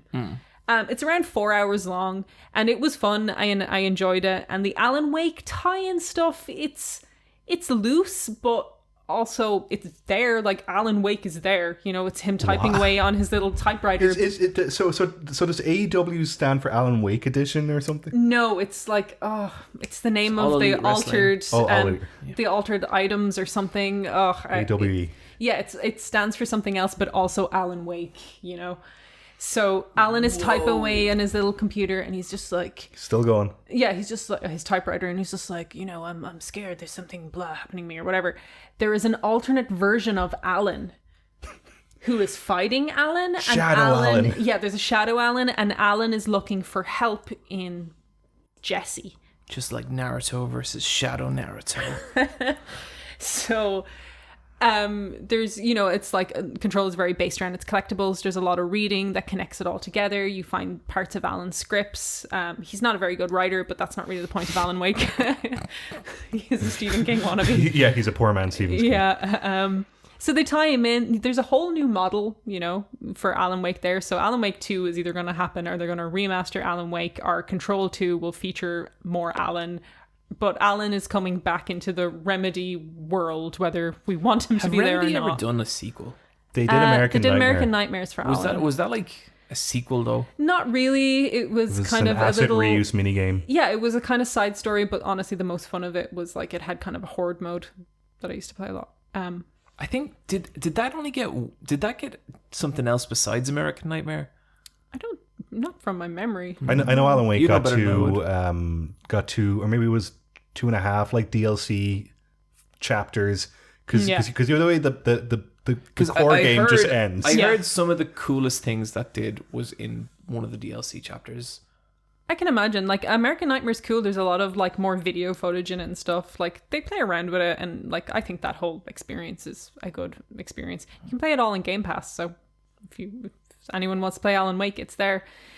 They tie it in well enough, but honestly, if Alan wasn't there and it was just the darkness and finding Heartman, you wouldn't miss him. Like, he's not like pushing this narrative. If you're not reading the collectibles, it's like it's just Jesse finding another secret in the oldest house. So you don't really need Alan to be there, but he is there, and it kind of ends and you find a fucked up photo of Alan taken by his wife, who's just reporting that she's now afraid of Alan, and she thinks at nighttime it's not him anymore, and she's not sleeping anymore because she thinks evil Alan is going to come and get her. Shit, okay.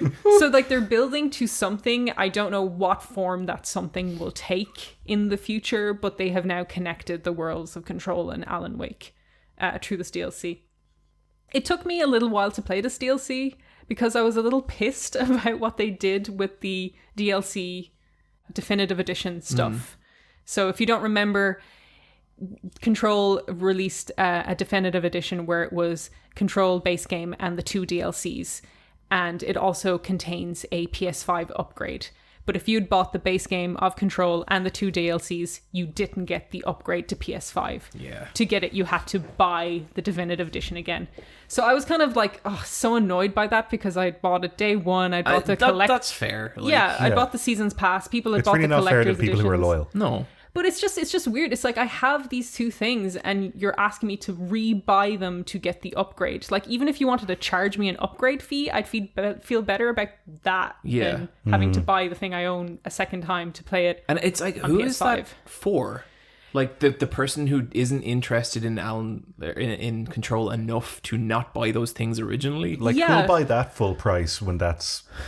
Exactly. And the weird thing is that came out at the end of August. That has now since then gone to Game Pass and gone on sale multiple times, but they still wouldn't do the upgrade path. And this month for February, next month for February, it's coming to PlayStation Plus, the Definitive Edition. So if you've never played Control and you've never played the DLC of Control, now's the time you can do it and you'll get the PS5 upgrade as well. So that's really great, but it kind of says to me the best way you could have ever played Control, because that game didn't play well on base consoles and took a patch to play pretty okay on PlayStation Pro. The best way to play Control is if you never bought it. and you got it for free. That's a real one-hand clapping kind of sentence. Yeah, like if you just waited and didn't do anything, you would have got it for free literally like 3 months, like 4 months after they released the definitive edition. So this went on sale even at Christmas. I think if you even picked this up on sale, you're like, what the fuck? And I just thought it was a weird decision for them to not maybe honor the people who were there day one and bought their collector's editions, but then all of a sudden it's just extremely easy to play this. The collector's edition thing especially. Yeah, it's just kind of a weird thing because, like, you know, Remedy, you know, they're making AAA games, but they kind of have a smaller audience that you probably shouldn't be, you know, you should probably do well by their audience. They're a Finnish studio. They make very personal games, and they're like they are people who make games. It's not a boardroom of anonymous and that's the weirdos. exact reason why you should play Control if you haven't. It is now on Game Pass. It is now on PS Plus with all the DLC and everything. It is probably one of the more unique experiences of the last generation. Yeah, and like, I'm not a big fan of Control or that studio, but like, they're doing their own thing. Yeah. And like, they are interesting and they're worth checking out. I'm a big fan of it, but this really, you know, I didn't really like this aspect of it.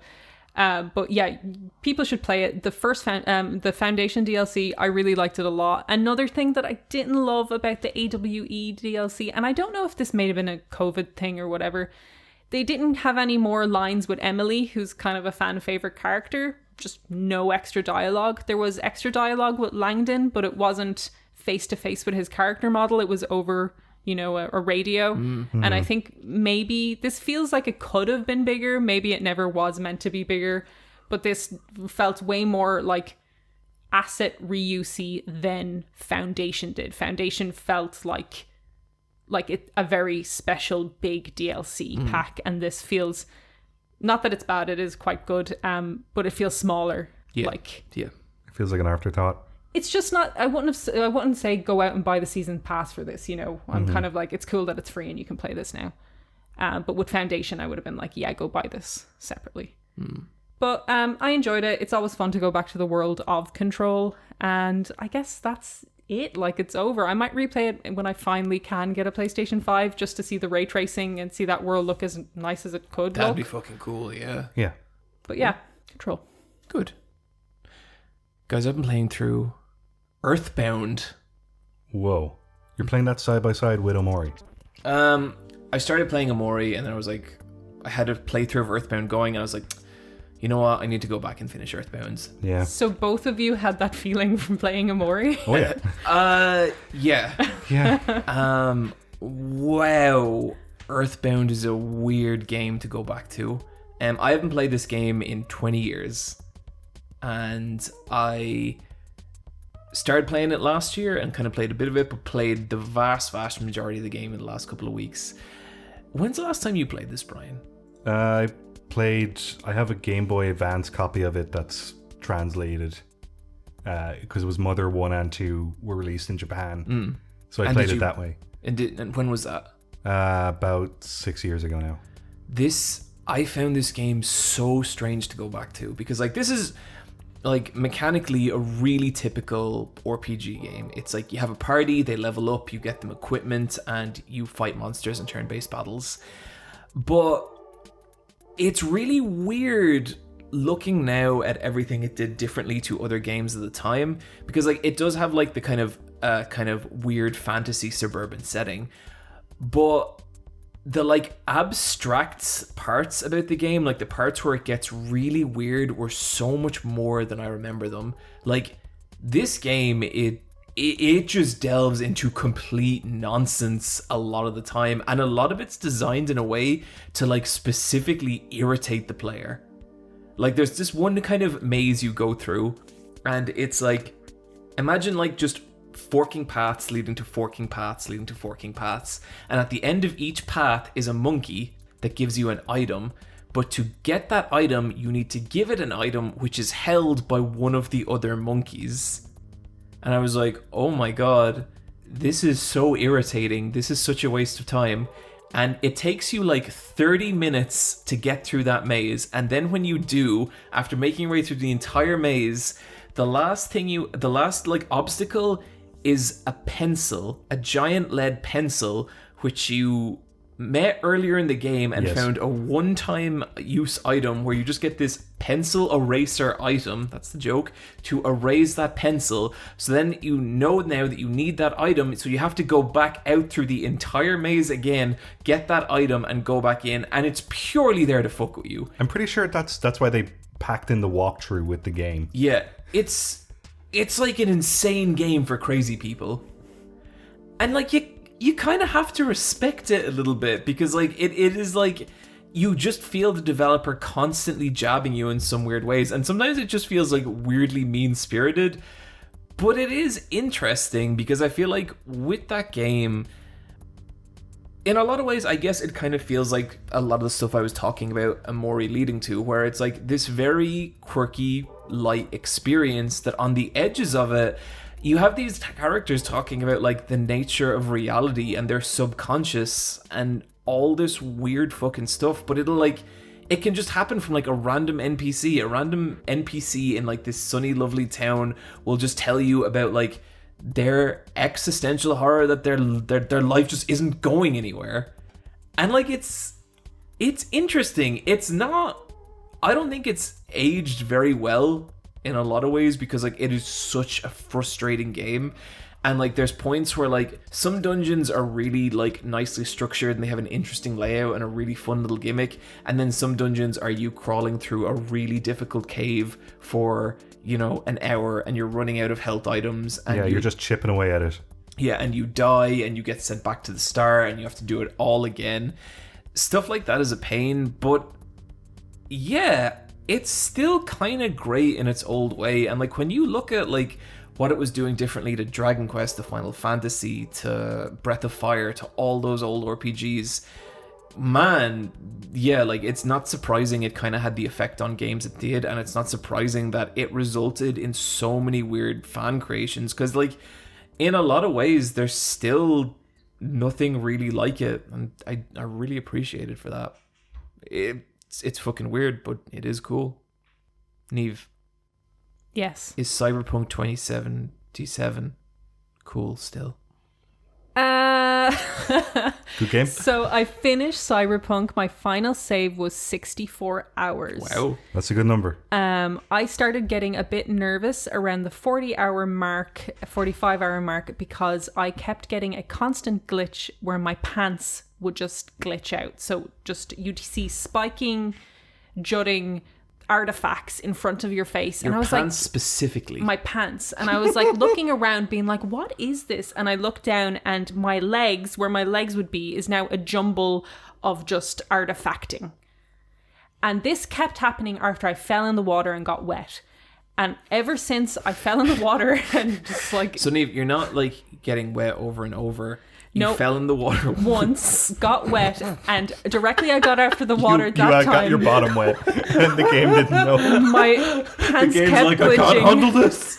You're just And then dripping. It would just constantly do it. And the only way I could make it stop was to get on my motorbike and then get off, and it would stop for maybe 20 minutes and then start. So I'm like, I think this game is really breaking, because it feels like that game where the bigger your save gets and the more shit you amass, like more clothes you amass, more guns you amass, just the more memory it's taking up. It doesn't get optimized along the way. It feels like you're stretching the tape that is holding like it together. Buckaroo. Yeah, like it sounds like it's doing kind of what Earthbound was doing, but by accident. Like it's just a game spinning out of control. exactly. So I was like, oh my god, I'm not going to be able to finish this because I'm going to break it, because I own too many t-shirts now. And like I own too many pants and they're just glitching, and I need to finish it.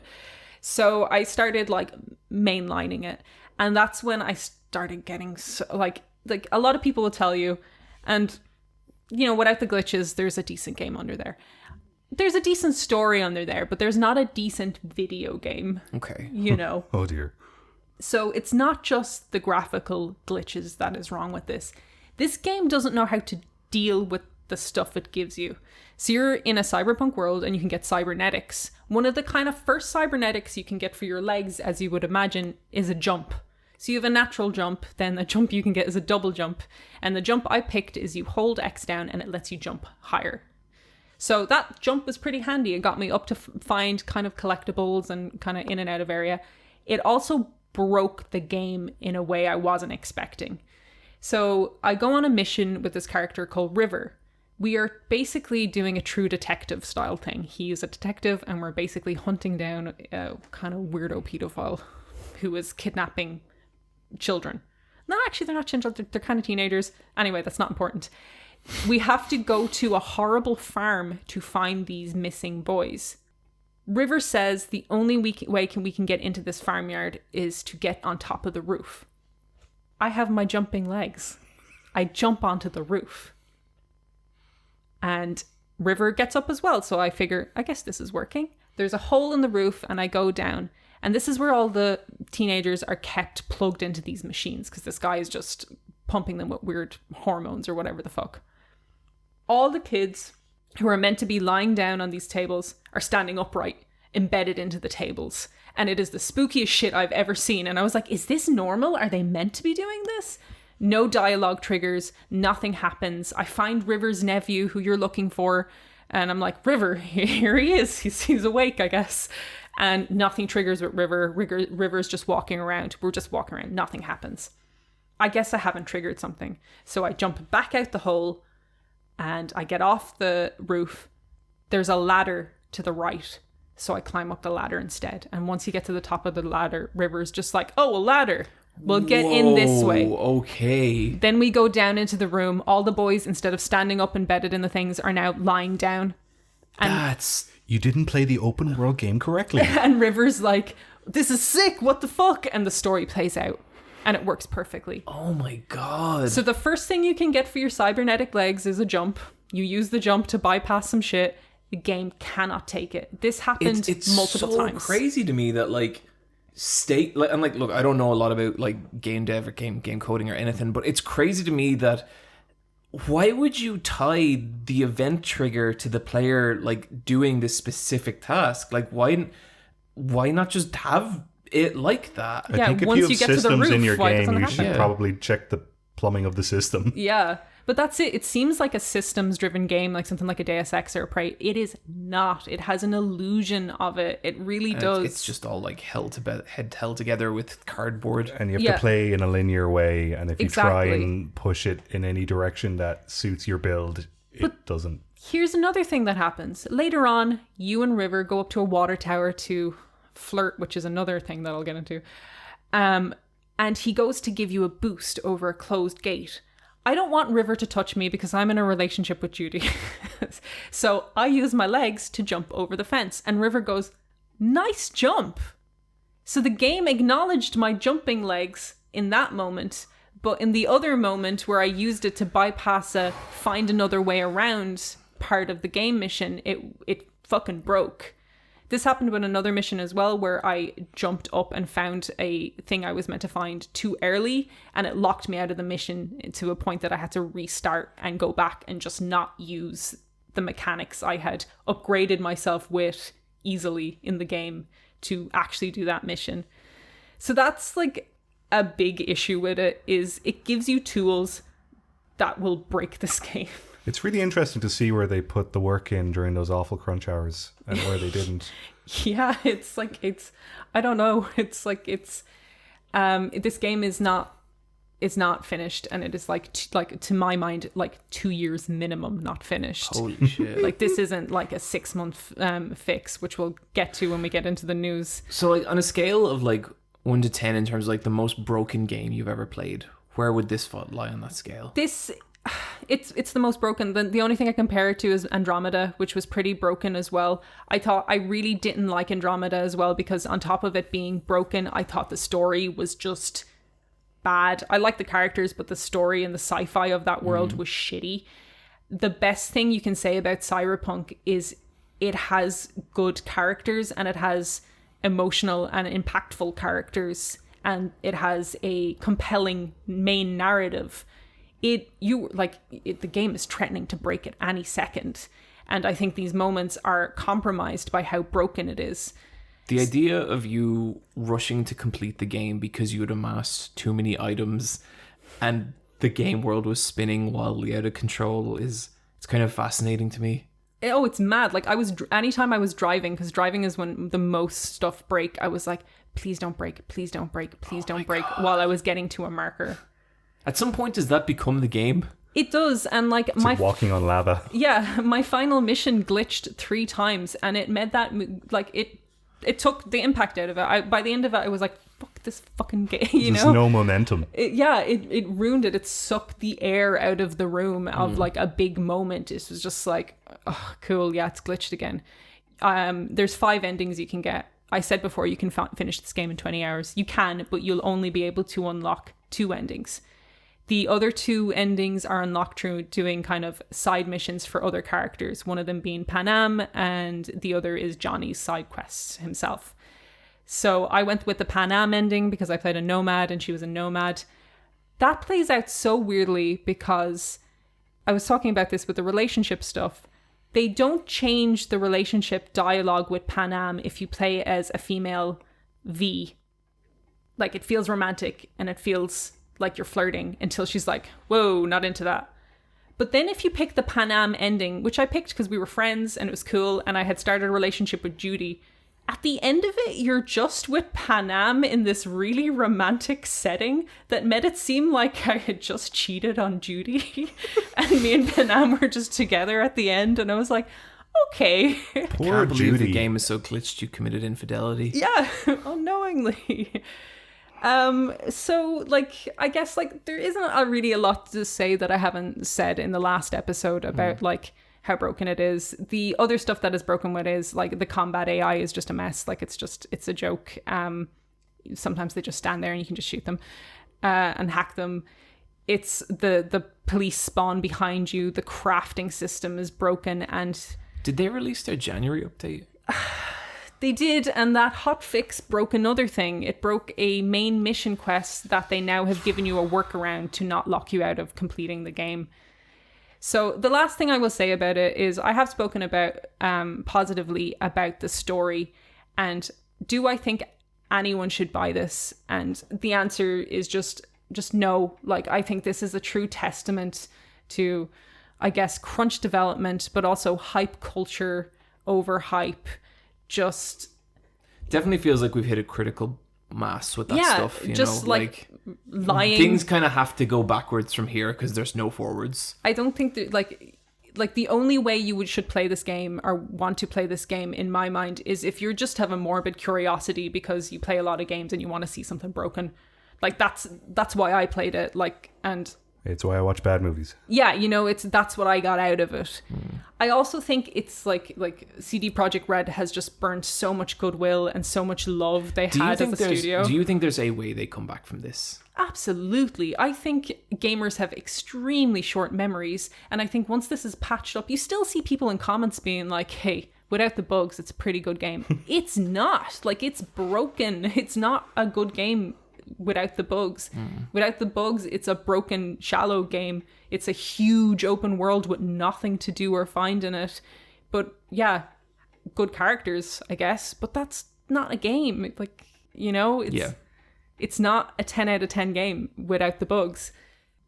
I guess what I wanted to say is, like, I also don't feel it's just CD Projekt Red. I feel like the pre-release hype from influencers, from games media, from all of those people also have a hand to play in this stuff as well. Like, this thing was built into this monster and it should have never come out in the form it is.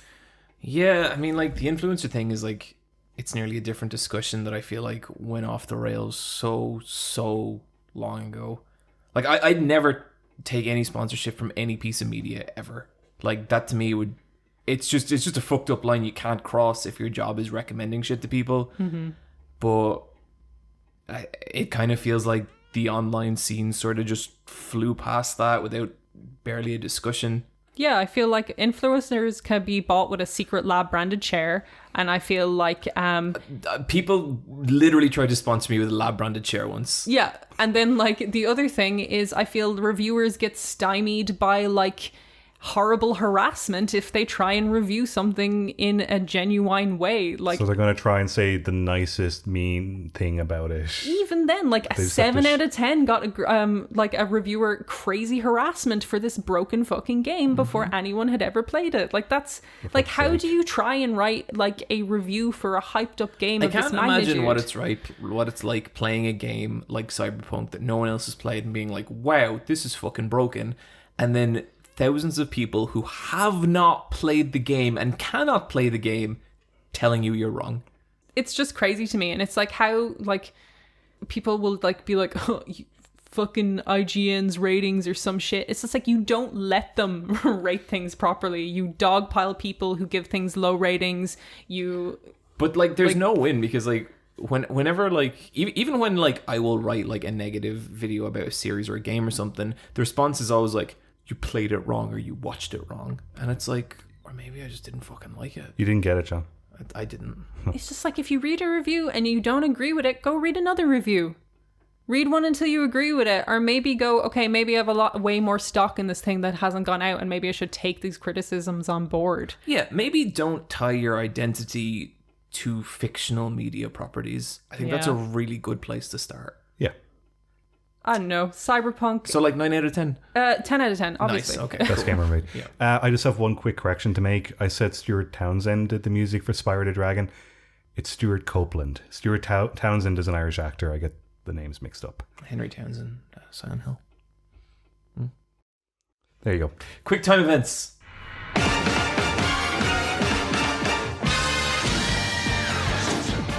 It's been like 2 hours. Let's make these quick. Okay, let's make these real fucking Let quick. me go through the Cyberpunk stuff really quick. Go for it. Cyberpunk released a weak and bad apology. This was terrible. Brilliant. So, Fantastic. Like, it's the worst kind of apology where it's like, oh shucks, guys, we didn't notice. Our QA team were just so fucking stupid they couldn't. And it's like, fuck you, asshole. Gee whiz. It was such a bad, it really picked up on a lot of like the most like overzealous fans of this game being like, old gen consoles, you thought that was gonna run a game of this magnitude? You're an idiot. And they really pushed that narrative of like, look, we're really proud of it on PC and it's a great game on PC. It's not.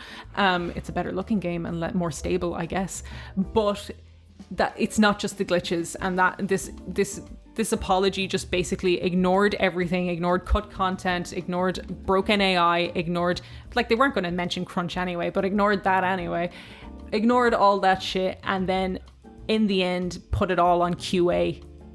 And we're just kind of like, QA didn't catch this stuff, which was just a super shitty thing to do, because of course they caught that stuff. And if they didn't tell you, it's because you made a culture where they couldn't. But I think more than likely is they did tell you and you didn't care because you needed to get this game out. Oh, 100%. Yeah, it was just ignored. Yeah. One more thing, another thing that I found egregious about this is they threw up a roadmap for their free DLC, which will be coming in the second part of this year. Cool. So game's going to be perfect by then, no problems. The trick is to never buy a game. Just like, why would you put dates on things, you crazy people? This is so broken. Just say we'll be working on fixing it. You don't throw a roadmap up saying you'll get your 2 free DLCs this year. Why are games like this? Bethesda announces Indiana Jones game. Cool. Who's that for? Dad's us. All those Indiana Jones I remember fans. there was a PC Indiana Jones game, and that whip cracked real good. Okay, yeah, I put this one here. Have you guys seen the King of Fighters character trailers? No. It looks like they're making a fake game. So this is SNK's new game. This is King of Fighters 15, the hotly anticipated new King of Fighters game, and they've released 2 character trailers so far. Both characters I do not like. But what they're doing is they're not showing it as like a fighting game, really. They'll like cut to a character doing a special move and then cut to them doing another special move and then another special move, but not showing any like walking or blocking or gameplay or anything. And they haven't done a gameplay reveal for this. We don't know what this game looks like in motion. So it nearly looks like a fake fighting game. Oh dear. It sounds like they just have like the flavor animations done. But then at this stage, why announce it and why show this shit off? Yeah, because like I'm thinking about like the Guilty Gear announcements or Street Fighter or Smash. If you play this trailer next to the Guilty Gear trailers, it's just the fucking craziest thing. But like they'll introduce the character and you get like uncut footage of them comboing the opponent, and you get a like. I know. You guys don't care about King of Fighters. You should look at these trailers just to be like, what is happening? Because the editing is so... Anyway, I hope that game turns out good. Konami is going through an internal restructure, is definitely not shutting down their video game division. Nothing to worry about. It's great that Konami are going to just keep up the fucking stellar record that they've been doing for the last couple of years. The sooner we get Metal Gear Survive 2, the better. Because the sooner we get Metal Gear Survive 2, we get Metal Gear Survive 3, baby. Don't forget the next Silent Hill. Oh, any day now. And Goemon, he's going to be back. Goemon's back, guys. Yeah. Okay, this is the only piece of news I really actually took care of. Yeah, like the big old bit of news. We got to talk about the big lady. Opinions. Resident Evil 8. Resident Evil 8. So Resident Evil Capcom had their showcase for Resident Evil Village. They showed a new cinematic trailer, and everyone fell in love with a certain woman. I think they maybe slided like the beautiful slider a little too far to the right. I think she looks fucking brilliant. She does. I think, like, as an idea for an enemy that's going to grab people's attention, she's fucking incredible. Like, holy shit. And her 3 spooky daughters. So here's the part where I worry that maybe it's not going to be that scary, because it's like, we're going to take you to this castle and a bunch of beautiful goth women are going to beat the shit out of you. And it's like, oh no. Like... Well, that's why they have the weird goblin men down in the basement, and also the Father Gascoigne with the hammer. The fucking dude with the sunglasses. Yeah. Oh, yeah. What the... Yeah, he's got... I mean, like, there's a dude with a boom hammer. They're going for something here, and it looks fun as hell. Yeah, it does. I was a little bummed out for because of Mia. So in all of Resident Evil 7, wife, you spend your time looking for Mia, and you find Mia, and a lot of your boss fights are against Mia, and then at the end you get to play as her, and she's like, you know, capable and part of the story and has a gun and is an actually interesting and cool character. More so than Ethan. Don't give me that look. Okay. Who gives a shit about Ethan? Like 0.0001 is more than 0. I know, but she was at least the 1 and he was the 0. In this trailer, she was dressed as if she was 80 years old and dying. Like she was wearing a completely beige outfit, like a beige cardigan. And I was like, oh no, they've dressed her as a sick anime mom. She's even the hair pushed over one shoulder. And I was like, I wonder why that is. And it's because she's pregnant. And as we all know in video games, when a woman gets pregnant, they either die or their personality is sucked through the fetus, the umbilical cord into the fetus. It's nourishing everything. Yeah, and they just wither away or demon baby. And stop existing. Those are the 3 options. Or demon baby. It's all of those for this. So I thought it was a little disappointing that the premise of this seems to be after you spend all this time saving Mia and Mia's back, they just kill Mia off, and now Ethan is going to save his baby daughter. He's getting his revenge for his wife's death. Is she definitely dead? Yeah, Chris shoots her twice in the first trailer that they showed. I mean, she went through a lot in 7 and she survived. But thanks, Chris. Yeah, that's a bit shitty. I just think it's like a really unceremonious way to get rid of her. I also think like Ethan's such a black character, why not make it Mia going after her daughter? When I heard that Ethan was coming back, I was like, oh, he doesn't even have a face. But that's what I think the reason for Ethan is. He's meant to be like a self-insert, but like he's a self-insert who had a wife and a baby. Like whose self-insert is that? Leon in 2 was a really fun self-insert who still had his own charisma and his own character, you know? Like, oh, totally. I think like maybe they'll make Ethan more interesting, but I honestly don't think they will. They could. Yeah, they could. But that was a little bit disappointing to me. And I also think video games are really bad at doing baby stuff specifically. just really bad at it, especially in horror video games. They want that magic baby blood. Yeah. I mean, there is an art to doing horrifying baby material. There is an art, and it's very easy to get wrong, and I don't know if Resident Evil have the chops. I'm just saying, what if like halfway through this game you wake up and the giant tall woman's just sitting there and she's like, oh, Ethan, you're awake. But you can see this like thing on like coming at like from the top of your field of view, and you look in a mirror and you're wearing a giant baby bonnet, and then you look around and all the other characters, all the other protagonists from all the other Resident Evils are all wearing giant baby bonnets because she's trapped them all in this weird nursery.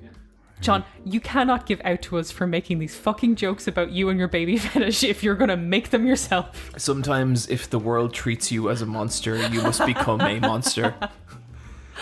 Oh, I guess there is a right way to do weird baby shit in a horror game. Capcom, I'm available. You want to get some articles to some headlines going? Resident Evil 9 Montessori of Terror. Gotta burp the baby. Time for the new. The showcase looked cool. Like this I'm game excited. looks awesome. The Really, mansion really looks excited. gorgeous. Oh, Yeah. I hell love yeah. the location. And it's got a multiplayer as well. Yeah, I have a code for the beta that's starting tomorrow for Resident Evil Reverse. It was literally a 40-second trailer that they showed where it was all the characters from the engine that they're using now. So it's like 7, Remake 2, and Remake 3.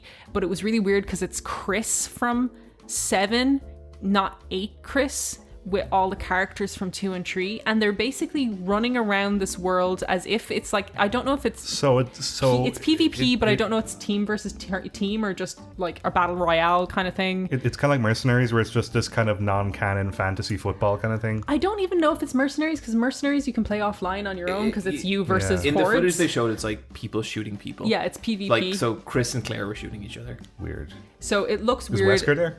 I haven't seen him, but he hasn't been in any of these games, so there is no Something model. about it, like specifically the PvP moments, looked real like multiplayer fan hack to me. Yeah, it Like- really looked like Like reuse you know, Brian, like the kind stuff. of Resident Evil, like Oh yeah. doing that to each other. It feels like I'm holding the a gun and walking character back and forth. animation is sped up, and also a lot of people pointed out on Twitter they have shrunken the characters down in the environments. So when they stand next to make those narrow environments. Do you know what? It wouldn't be Resident Evil without giant furniture. It wouldn't. That's all over Resident Evil 6. It's so weird. Giant chairs everywhere. But Well, they now keep- it makes sense. But what? Just shrink the props as well, guys. Shrink them too. So like they put out beta codes, and like I'm gonna try it, and the next time we talk, I'll let you guys know what it is. But it seems like a weird one to bundle in with 8 after how the Resistance being bundled in with 3 kind of went, which wasn't that great. And Resistance had a lot of. You had a good time with Resistance, though, didn't you? I liked Resistance, but it didn't have its own servers. It was impossible to get a game, and you know it had a lot of lovely It just sort of ran its course over spring last year. Yeah, it died in 6 months, like pretty much. Like it's still going on PC, but even there, it's hard to get games. So it seems like a weird one, but I guess we'll see what happens with it. Yeah. Okay. Guys, right at the end of the news section, I feel like I have a little apology to make for something I said on a podcast before. But basically, in our game of the year, for Biggest Shit Show, we had a section about the guy who had the Spider-Man line, all the swagger of a black American teenager or something like that.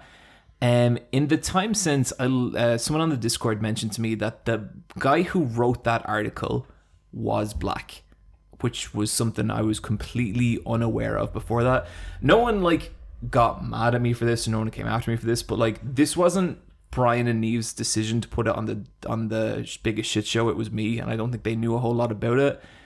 I'm kind of fine with like pulling people up like when they say something I'd consider kind of cringy, and especially in a context like that. But I guess like I don't feel good about telling black people how to talk about black people. And I kind of felt like this was just important to bring up here. So, like, you know, I apologize about that. And I think that's the kind of thing where, like, I kind of have to check my own biases with stuff like that, because it never occurred to me that the dude who wrote that line would be a black guy. So yeah, I just wanted to get that out there. Fair enough. Yeah. I hate to do That this. okay. They announced a Tomb Raider anime and a Tomb Raider new second movie. Yeah, for Netflix. Yeah, I saw that just before. Sorry, I forgot to put it on the docket. That's okay. That's totally fine. Oh, there's going to be a Netflix Tomb Raider anime. This is a fucking episode. Look, this is what John gets. Yeah, I don't know if that's going to be good. Like, forever, the story they've been telling with Tomb Raider is Lara wants to please her stupid dead father, and they really need to move away with it, but for some reason they just can't. I really, really, really hope they do with this. They have now an anime to fucking, I don't know, give Lara some agency. Maybe she wants to do something for her own sake. I don't know. Who knows? But they also have a movie, because the Alicia Vikander movies before, we had heard maybe they weren't going to do them anymore, but now they've got a new director on board. She did one of the episodes, I can't think of her name, sorry, but she did one of the episodes for Lovecraft County. Okay. And it'll be her directorial debut. Did you ever end up checking that out? No, I haven't, but I know a lot of people like it and some don't. It's got some cool ideas. It's not great. I found it very hard to stay focused on it. But I think it's cool that it'll be a directorial debut for this woman, and it's cool. I think you can literally do anything with Lara because nothing's been done with her. Like, that's my take as a Lara Croft fan. That you could please do more with her. Like, she can go on any kind of adventure. Yeah, she can go on so many adventures. She can do so much. Make it fantastical. Make it grounded. Make it whatever you want it to be. Give her a girlfriend. Yeah, give her a girlfriend. Have fun with Lara. Let her have fun. Don't let her be so like. Oh, but what about my daddy's legacy? Who gives a fuck? Burn Croft Manor to the ground. Yeah. Lock that butler up and just burn the shit out of it. Mm-hmm. I like that creepy butler. I tortured that poor man. We all did. Put more robots in it. The first Tomb Raider movie had a robot. Played Laura's jams. Do you remember that? Or, what if she has to go on a quest to honor the memory of her father? That one. Sold. Emails.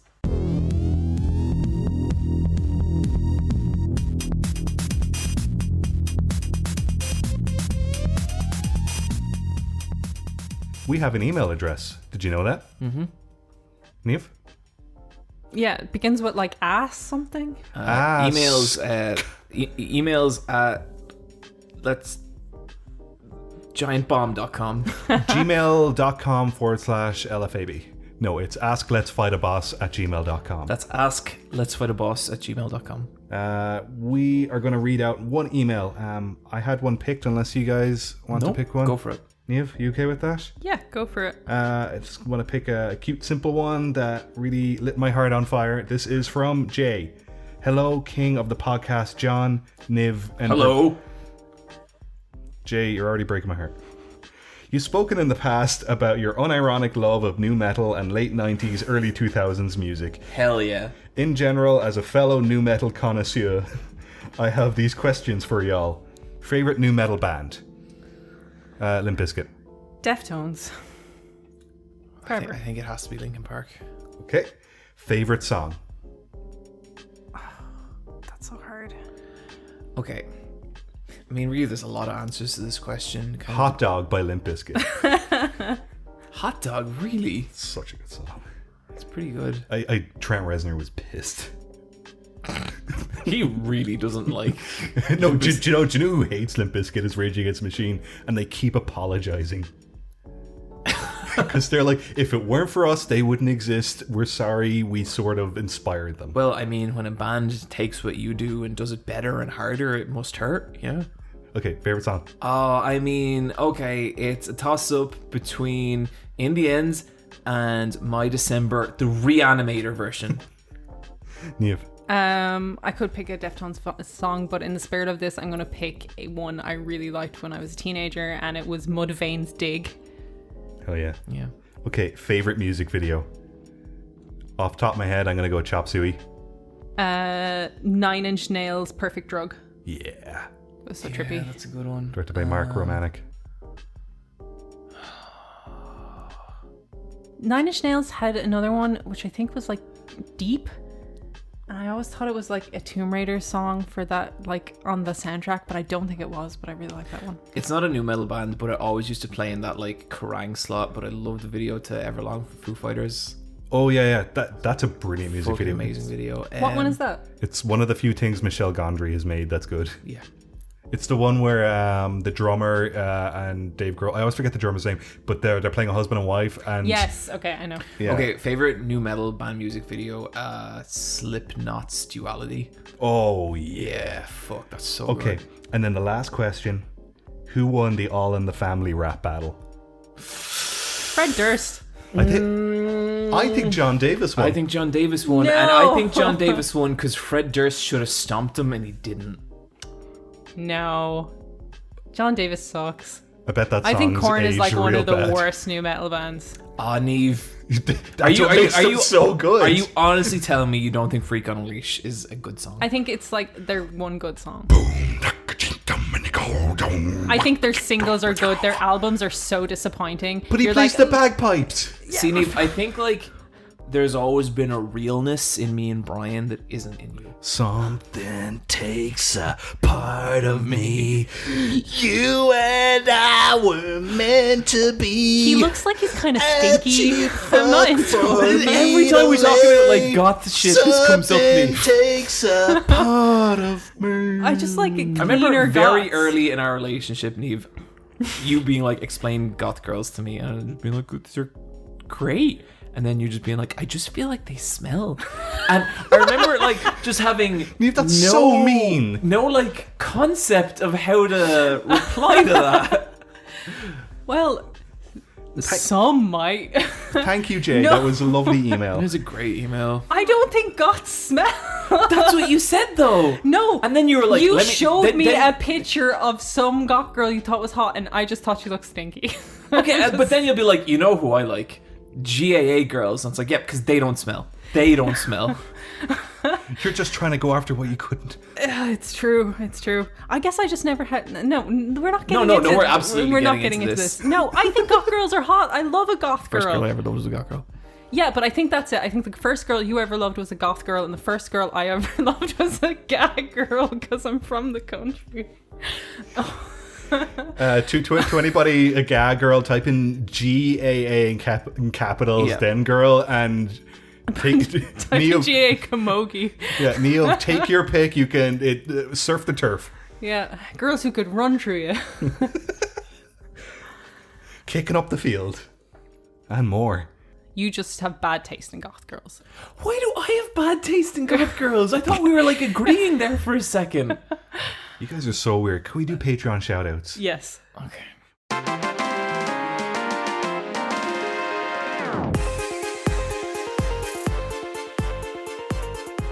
We have a Patreon. It's patreon.com/. Sometimes I argue with Neve and we get to the end of the argument and I'm like, I think we both agree on this. I don't know what happened. You have loads in common. That's why you are Yeah. so weird. Yeah. The Broken. problem is, John, we're best friends. Two stubborn mules. And me, a handsome horse. I do like Neve a lot. I tolerate Brian. You are a handsome horse. You are, Thank you. Brian. You are a very handsome horse. That's my story. I think if you had a tail, it would look good. I kind of Mane wanted and to bring tail. that up for a long time and I've never really known how to approach it. Gotta have a tail. Mm-hmm. Patreon.com/LFAB. Probably, yeah. If you feel like doing something with your wallet, Okay, look, let's get real. There's not a lot to do right now. People have have you got an a disposable income? an absorbent excess of no, I can't do this. that was too dark. Papa got some cash. He got a flash. Listen, for some people, they're sitting at home in the apartment, no cinema, no restaurant, no nothing. And the money, it's just piling up. Not for everyone, but some people. I'm just saying, if you fall into this privileged minority where an excess of money is beginning to weigh on you, it's beginning to stress you out, buddy, we can help. Make it our problem. Make it our problem. Make it Let's fight the so that we have a paid obligation to. Do this podcast. The Let's Fight a Boss Patreon. Make it our problem. We have a Discord. There's a lovely group of people there. We have a section called the Patreon You know my favorite shoutouts. thing about that Discord? What? Whenever a new member joins and the fucking welcome everyone gives them is so cute. It's and very so, good. I'm not going to say what it is. You just got to experience it yourself, but it's great. You get the red carpet treatment. You get the for a day, you are a king, my friend. Do you know what feels real good? What's that? Having what you want shouted out. Shout it out. But there's no way to do that, is there? Oh, there is. The Patreon shoutouts. Get the fuck out. If I donate $3 a month to the pay, I can have my message read out on the Let's Fight a Boss cast in 1 to 3 years. Yeah, as long as it's not like really fucking creepy. Yes. We're not going to do it this episode, but guys, at some point, I think we might have to do like a catch up on some of this Patreon. Yeah, Let's do it. yeah. Let's just go through like a big old list. Just read out a ton because like I feel so bad for the people who haven't had their shit read out from like 2 years ago. Okay, John, you're gonna read the last one. I'll read the first one. Okay. This is from LSB. Astrid from 9th year, you tried to gatekeep me by asking me the name of an obscure redacted character right after an exhausting exam in US history, and I just want you to know, I hope you're doing well, because apart from that, you were pretty cool. Niamh. Mine is For Never One. Is that for never? Sorry. For Never Ever? I gave you my $3 because Brian said my email was bad. I stayed because of the digital hug. Probably was.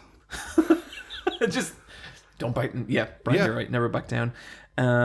We hope you're enjoying. This is from Roadside Scene Kid Vendor. Yep. We hope you're enjoying 2019, the year where everyone is excited over Neon Genesis Evangelion, Final Fantasy VII, and Code Geass. Wow. That's a time capsule. A window into a different reality. A very long time ago. Before we move on to the next section, we have to do a thing, don't we? We gotta do Predictions. We can do that. Yeah? I have some predictions. I got some predictions. Need you I have some predictions. I think we need to set the ship on the right course, and the way I shall do that What do you mean by that, Niamh? Could you expand on that comment a little bit? Well, this episode was bad, John, and it's your first one as the Dark Lord, Okay, Supreme Niamh, Leader. no one's arguing this episode's bad. I like this episode, but it is bad. So we need to answer some predictions to change the course of history and put the rightful queen and other queen back on the throne. Hello. Brian, you would never be my other queen. You would be a co-king, and all you need to do is reach out and take it, my friend. Why did you have to gender it like that? That's so weird. Yeah. Sexist. Like, Oh my fucking God. There, you finally said it. You finally said it. just call them sexy. I'll explain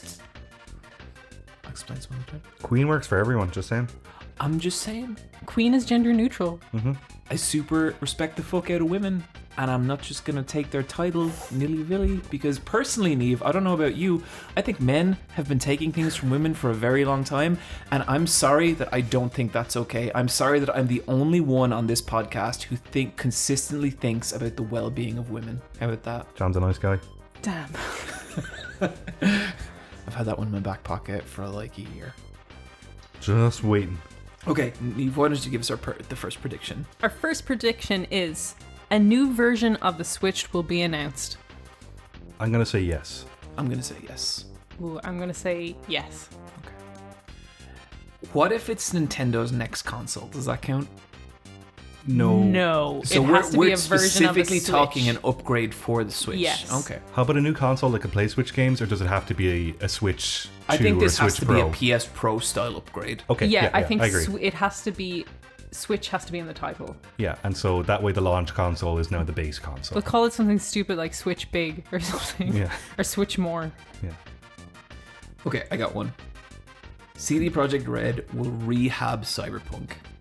And what I mean by this is that by the end of the year, they have made significant ground in rehabbing Cyberpunk's image, as in turned it around, articles talking about how Cyberpunk is good now. So it's like a No Man's And this Sky. is outside our opinion. We don't get to decide this. This is like a public thing. CDPR have saved Cyberpunk By the end of this year. By the end of 2021. by the end of 2021. Okay. And I'm going to say no. I'm going to say no. No. That could absolutely happen, but not by the end of the year. Yeah. Brian, what do you got? All right, another Nintendo one, and it is Nintendo reveals a new IP. The last IP they revealed was ARMS in 2017. Before that, it was Splatoon in 2015? I'm going to say yeah. Is this a first party? Yeah, like made by Nintendo, for Nintendo, new IP. I'm going to say no. I'm going to say yes. Elden Ring gets a trailer and release date. Yep. Yes. Yeah, okay. Yeah. Street Fighter 6 will be announced. No. No. Yes. Okay.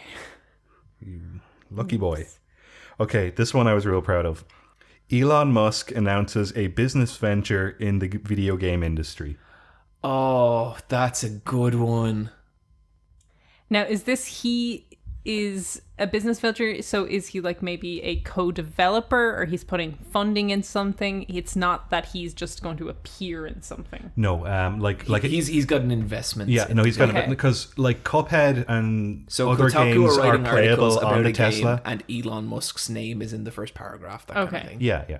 Because like I know he's been at E3 and stuff as a fan of games, but like he is part of the development of a game. He has a real interesting talk with Todd Howard, just two completely normal men. Yeah. I think no, but this is my wild card, and Neve gets an extra point. I think he shows up in a Hideo Kojima game. I think it's completely possible. He's the richest man in the world now, and he probably wants to make his Kanye West game. So you think yes? Yes, Yeah. I think he'll be part of the development of a game. Okay. I think him and Grimes aren't doing great right now, and that's going to take up a lot of his energy, so I'm going to say no. Grimes is in Cyberpunk. She plays a character sure called she Lizzie is. Wizzy, and she says it with such a straight face. Well, okay. E3 happens in some capacity.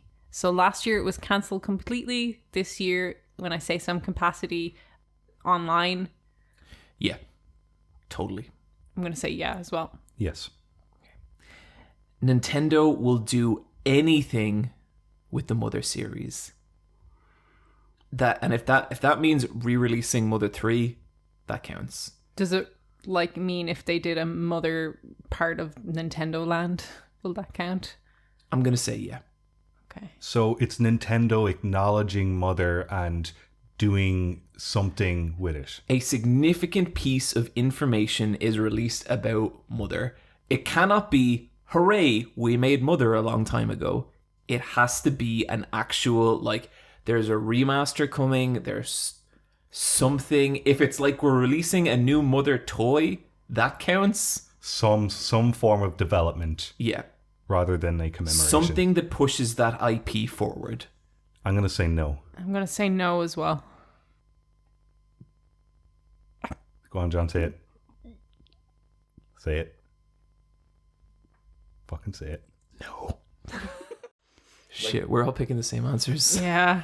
Okay, here's one that we have to guess. God of War Ragnarok will release this year. I'm going to say yes. I think I'm going to say yes too.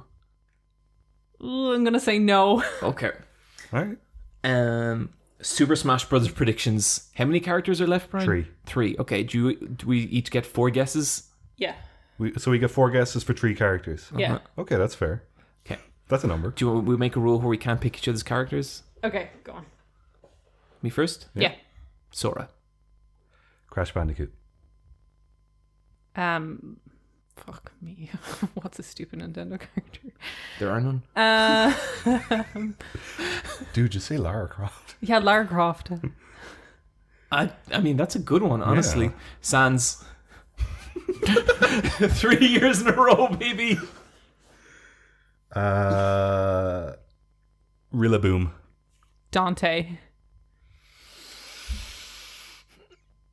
Fortnite. Just Yeah, Fortnite. Just Fortnite. Man. The bunny? I don't know. Yeah, just say Fortnite. Just Fortnite. You'll know it when you see it. Goomba. That's good. Like, it's kind of terrible, but it's kind of good. That's why. Shit. Is Luigi in that game? Oh my god, Neve, he's been in it since Melee. Or is he in it since the original? In the original, he was unlockable in Smash 64. We both learned something today. Yeah. He was one of the 4 unlockables. Regrettably. Okay, no, let's see. Aerith. Neve, I would not say Aerith. Okay. She already did. Shit, okay, no, I'm No. winding it back. No. No, I feel Aerith bad. it is. Aerith, no. Why is she Dude, already... what? You're saying sand, so I don't know why you're... Oh, I'm going to make you fucking eat those words. It's like Okay. when I predicted Banjo-Kazooie. I'm changing it. It's Jill Yeah. Valentine. Okay. I would have gone with Aerith, but okay. Brian, if Aerith goes into that game. She's already a me skin. Oh. Tails. Oh, that's good. All right, one more from me. I am going to go with Spyro the Dragon. That's a good one. Is it? They'd put... yeah. I know, it's so hard to guess these... It's just you left, Neve. One of the men from Castlevania. They're both in They're it. already in it. Neve. How about Soma Cruz? You want to say Soma Cruz? Say Goku. Just say Goku. No, I want to say Goku. Spider. Spider-Man. I nearly said Spider-Man. Do you know what? Spider-Man could happen. Batman. Oh, Batman couldn't happen. But Why wouldn't Batman happen? Because of injustice. Is that really the reason why it wouldn't happen? Probably, I yeah. don't know, bro.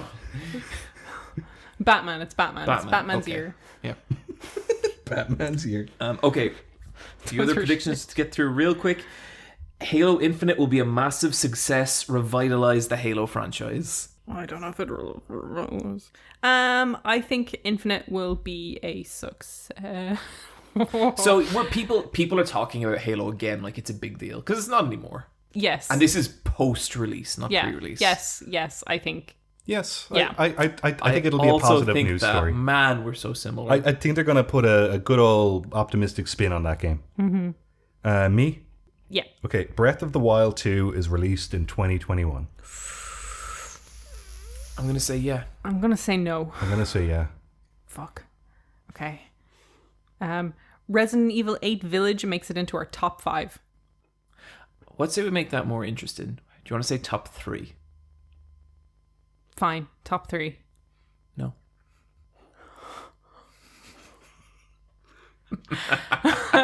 No. Yes. We got her. Okay, John, do you have one more? Fuck. Okay. I have 2 more. Okay. Which company do you think is going? Which company do you think will create the biggest shit show this year? You can pick any company you want. CD Projekt Red. Yeah. That's probably a good one. Let me see. Activision Blizzard. I kind of want to go for them too because they have Diablo 4 coming out. Yeah, and we haven't And heard much about Overwatch Overwatch 2. But no, I won't pick the same one because it's boring. Nintendo's class action lawsuit's going well. You see, Nintendo, they never have like massive PR controversies because they don't say anything. No, they don't. That's the problem. Yeah. And I feel like Ubisoft can't possibly outdo themselves. No. And it has to be a hilarious shit show. Okay, hilarious shit show. I think I gotta go with Activision Blizzard. Fair enough. Look, how about you could both take it because it is Activision Blizzard. You can each take a piece of that. Yeah, okay. And here's one I thought of. Nintendo will release 4 games that will each have over 85 on Metacritic. Say that again? Nintendo will release 4 games, each of which will have an 85 or over on Metacritic. These are first-party titles. First-party titles. And they can be any title. They can be a re-release, they can be a remake, they can be anything. Yeah. Yeah. Gamers are overly generous. Yeah, I thought that would be more divisive. All right. The lowest it would go was 82, and people would be pissed about it. I got one. Okay. Hideo Kojima reveals a new IP. Oh, fuck. Oh, I'm going to say yeah. Yeah, I'm going to say yeah. Okay, we're gonna have the tiebreaker ready for next year. Okay. Guys, that's going to do it. We should note as well, apologies that this week is an episode late. Ireland is overrun with COVID in a way that is absolutely horrifying, and it's making things difficult in a lot of different ways for us. It was our intention to come back January and just get like back to the usual, like 2 weeks, but that has not been possible. We're hoping to just kind of move forward and just be really like back to the regular schedule, releasing bi-weekly. We kind of have to see what the state of Ireland is, because it's really like, you should check out those graphs. They are bad. Yeah, it is the opposite of New Zealand, another island. Yeah.